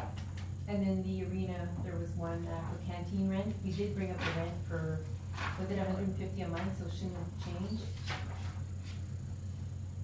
The arena canteen. Cause it was 320 for, I believe it was $600 for the year. I think it was $150. Per quarter or something. Yeah, but I'll double check and I can adjust that and then that'll make a small change. okay. That's it? Anybody else have questions, comments? No, okay. Okay, so I haven't really heard any financial changes, just some housekeeping and some moving of things around. The only thing I heard is the decrease or increase of the canteen rent and potentially an increase for the lunchroom in the public works. Is there anything financial that I'm also looking at? I know we had a discussion, or we have to have a discussion about library, and what that is, but anything else that I don't remember, like, there wasn't too many, Well, there's the drainage superintendent questions about that. but that was more of an Something we can operational, do, Yeah. thing, like, I don't Some think it looked at the budgetary budget. Because I know council wants budget adopted early, I know we're all held to our 50% and it's kind of stopping us from getting to the bigger capital items and going through for that. The next time, obviously, and depending on how many changes there are, I don't know if I'll be able to have a budget ready for next Wednesday, cause I'll have to pretty much have it ready for tomorrow to make it on to, the next council meeting. So the next council meeting would be February 2nd. Depending on how many changes are, I am on vacation at the end of March, I may be able to have it. Good news in February 2nd. April 2nd. See, I need a vacation. April 2nd, so, I could potentially have it ready for then, if there's not too many changes, but I don't think I'll have an answer back from the library. Cause if they don't gather those stats, you may not have how many residents are, because I know when we had Service Ontario and you wanted more information, we needed 3 more months in order to start documenting that. So I don't know if the library even keeps those stats to give you the information you need to make that decision. Didn't we have stats prior, remember? They did bring stats, but I don't think it was broken down to residents, non-residents, and kids. It was just like, I think it was 8th group. I think she has a sign in where she does keep the stats, so how They many? should have to, because I know Marcy Warren needed. Yeah, it has your address on there. Yeah, right, the so- classrooms that come up, the people that come in to use the computer. okay. So I may or may not have that information, for you. So just if you can give me direction on what you, like, are you okay with? I would like to wait for Okay. that information myself. I think it's gonna make a big difference in what we decide. Me too. I think we might rethink the budget that we're gonna be offering them. Okay. Is there any adjustments other than the few minor things that I need to do? And just a word of caution, we did this last year. The longer we waited, the more expenses came up. That you asked me to decrease it and we ended up decreasing but increasing because, oh, by the way, this happened, kind of thing, so I just wanted to kind of, Yeah, some of those things have happened regardless, but yeah. So we're okay with waiting for April? Okay. Yeah, I think so. April. Is there any problem that you see, Dennis? No, Waiting till April, or? there's no immediate purchases, limited by 50%, is there concern? As You're long as I big- can start the tendering process for operations, then I think that we're okay. That would be the only department that would be a concern. The only one, the $108,000 for the truck, we got a very good deal. It's like a show It's truck or currently something. sitting on the lot, it's a demo. demo. Yeah, so it's something that you should probably jump on if we want. I don't know what a non-demo would be. Non-tariff. Well, it's an F-550 with a dump box and all the wiring for the bottom and everything on the front.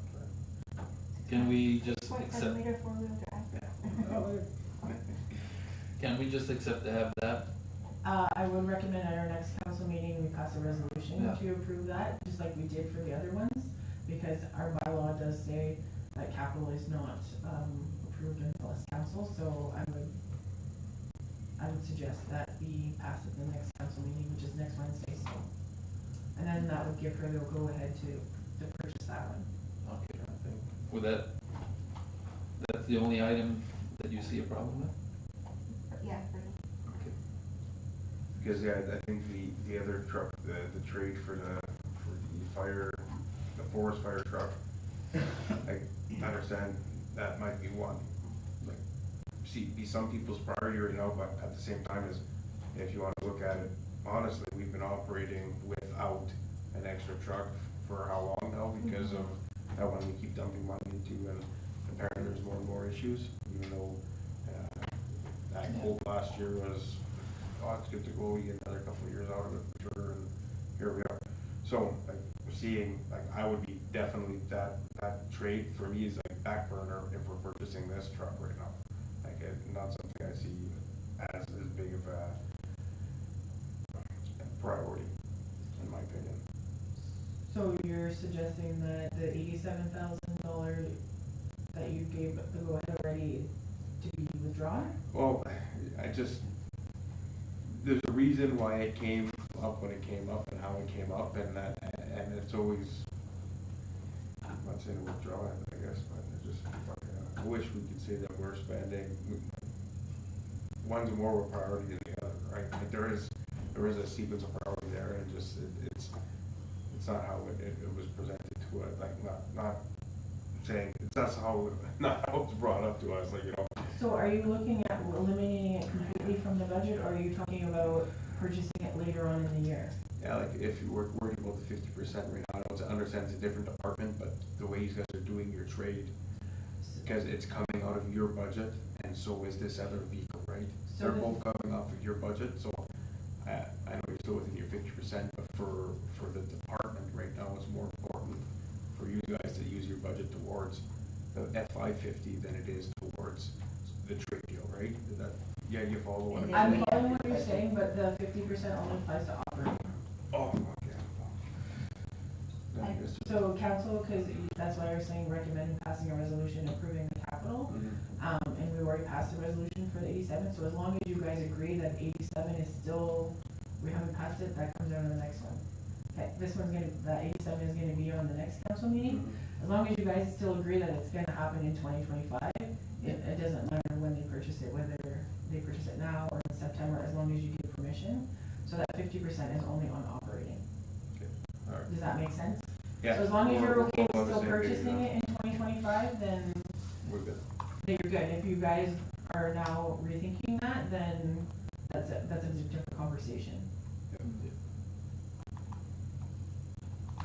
So I are think it you, was at 50%, right? For me, it That was was your more, priority. more making sure that we're, The priority. if you're worried about your 50% of your budget right off the hop, like, this is Yeah. definitely priority, in my opinion, this priority to get your public works vehicle and Absolutely. okay. So I think that's all. Anybody have any last comment, questions? No? Okay. We're good? Yep. You're done? I'm done. Done. Okay, so there's, we're right there. Finito. Can I have a mover to seconder to adjourn? Councillor Loftus and Councillor Lachance.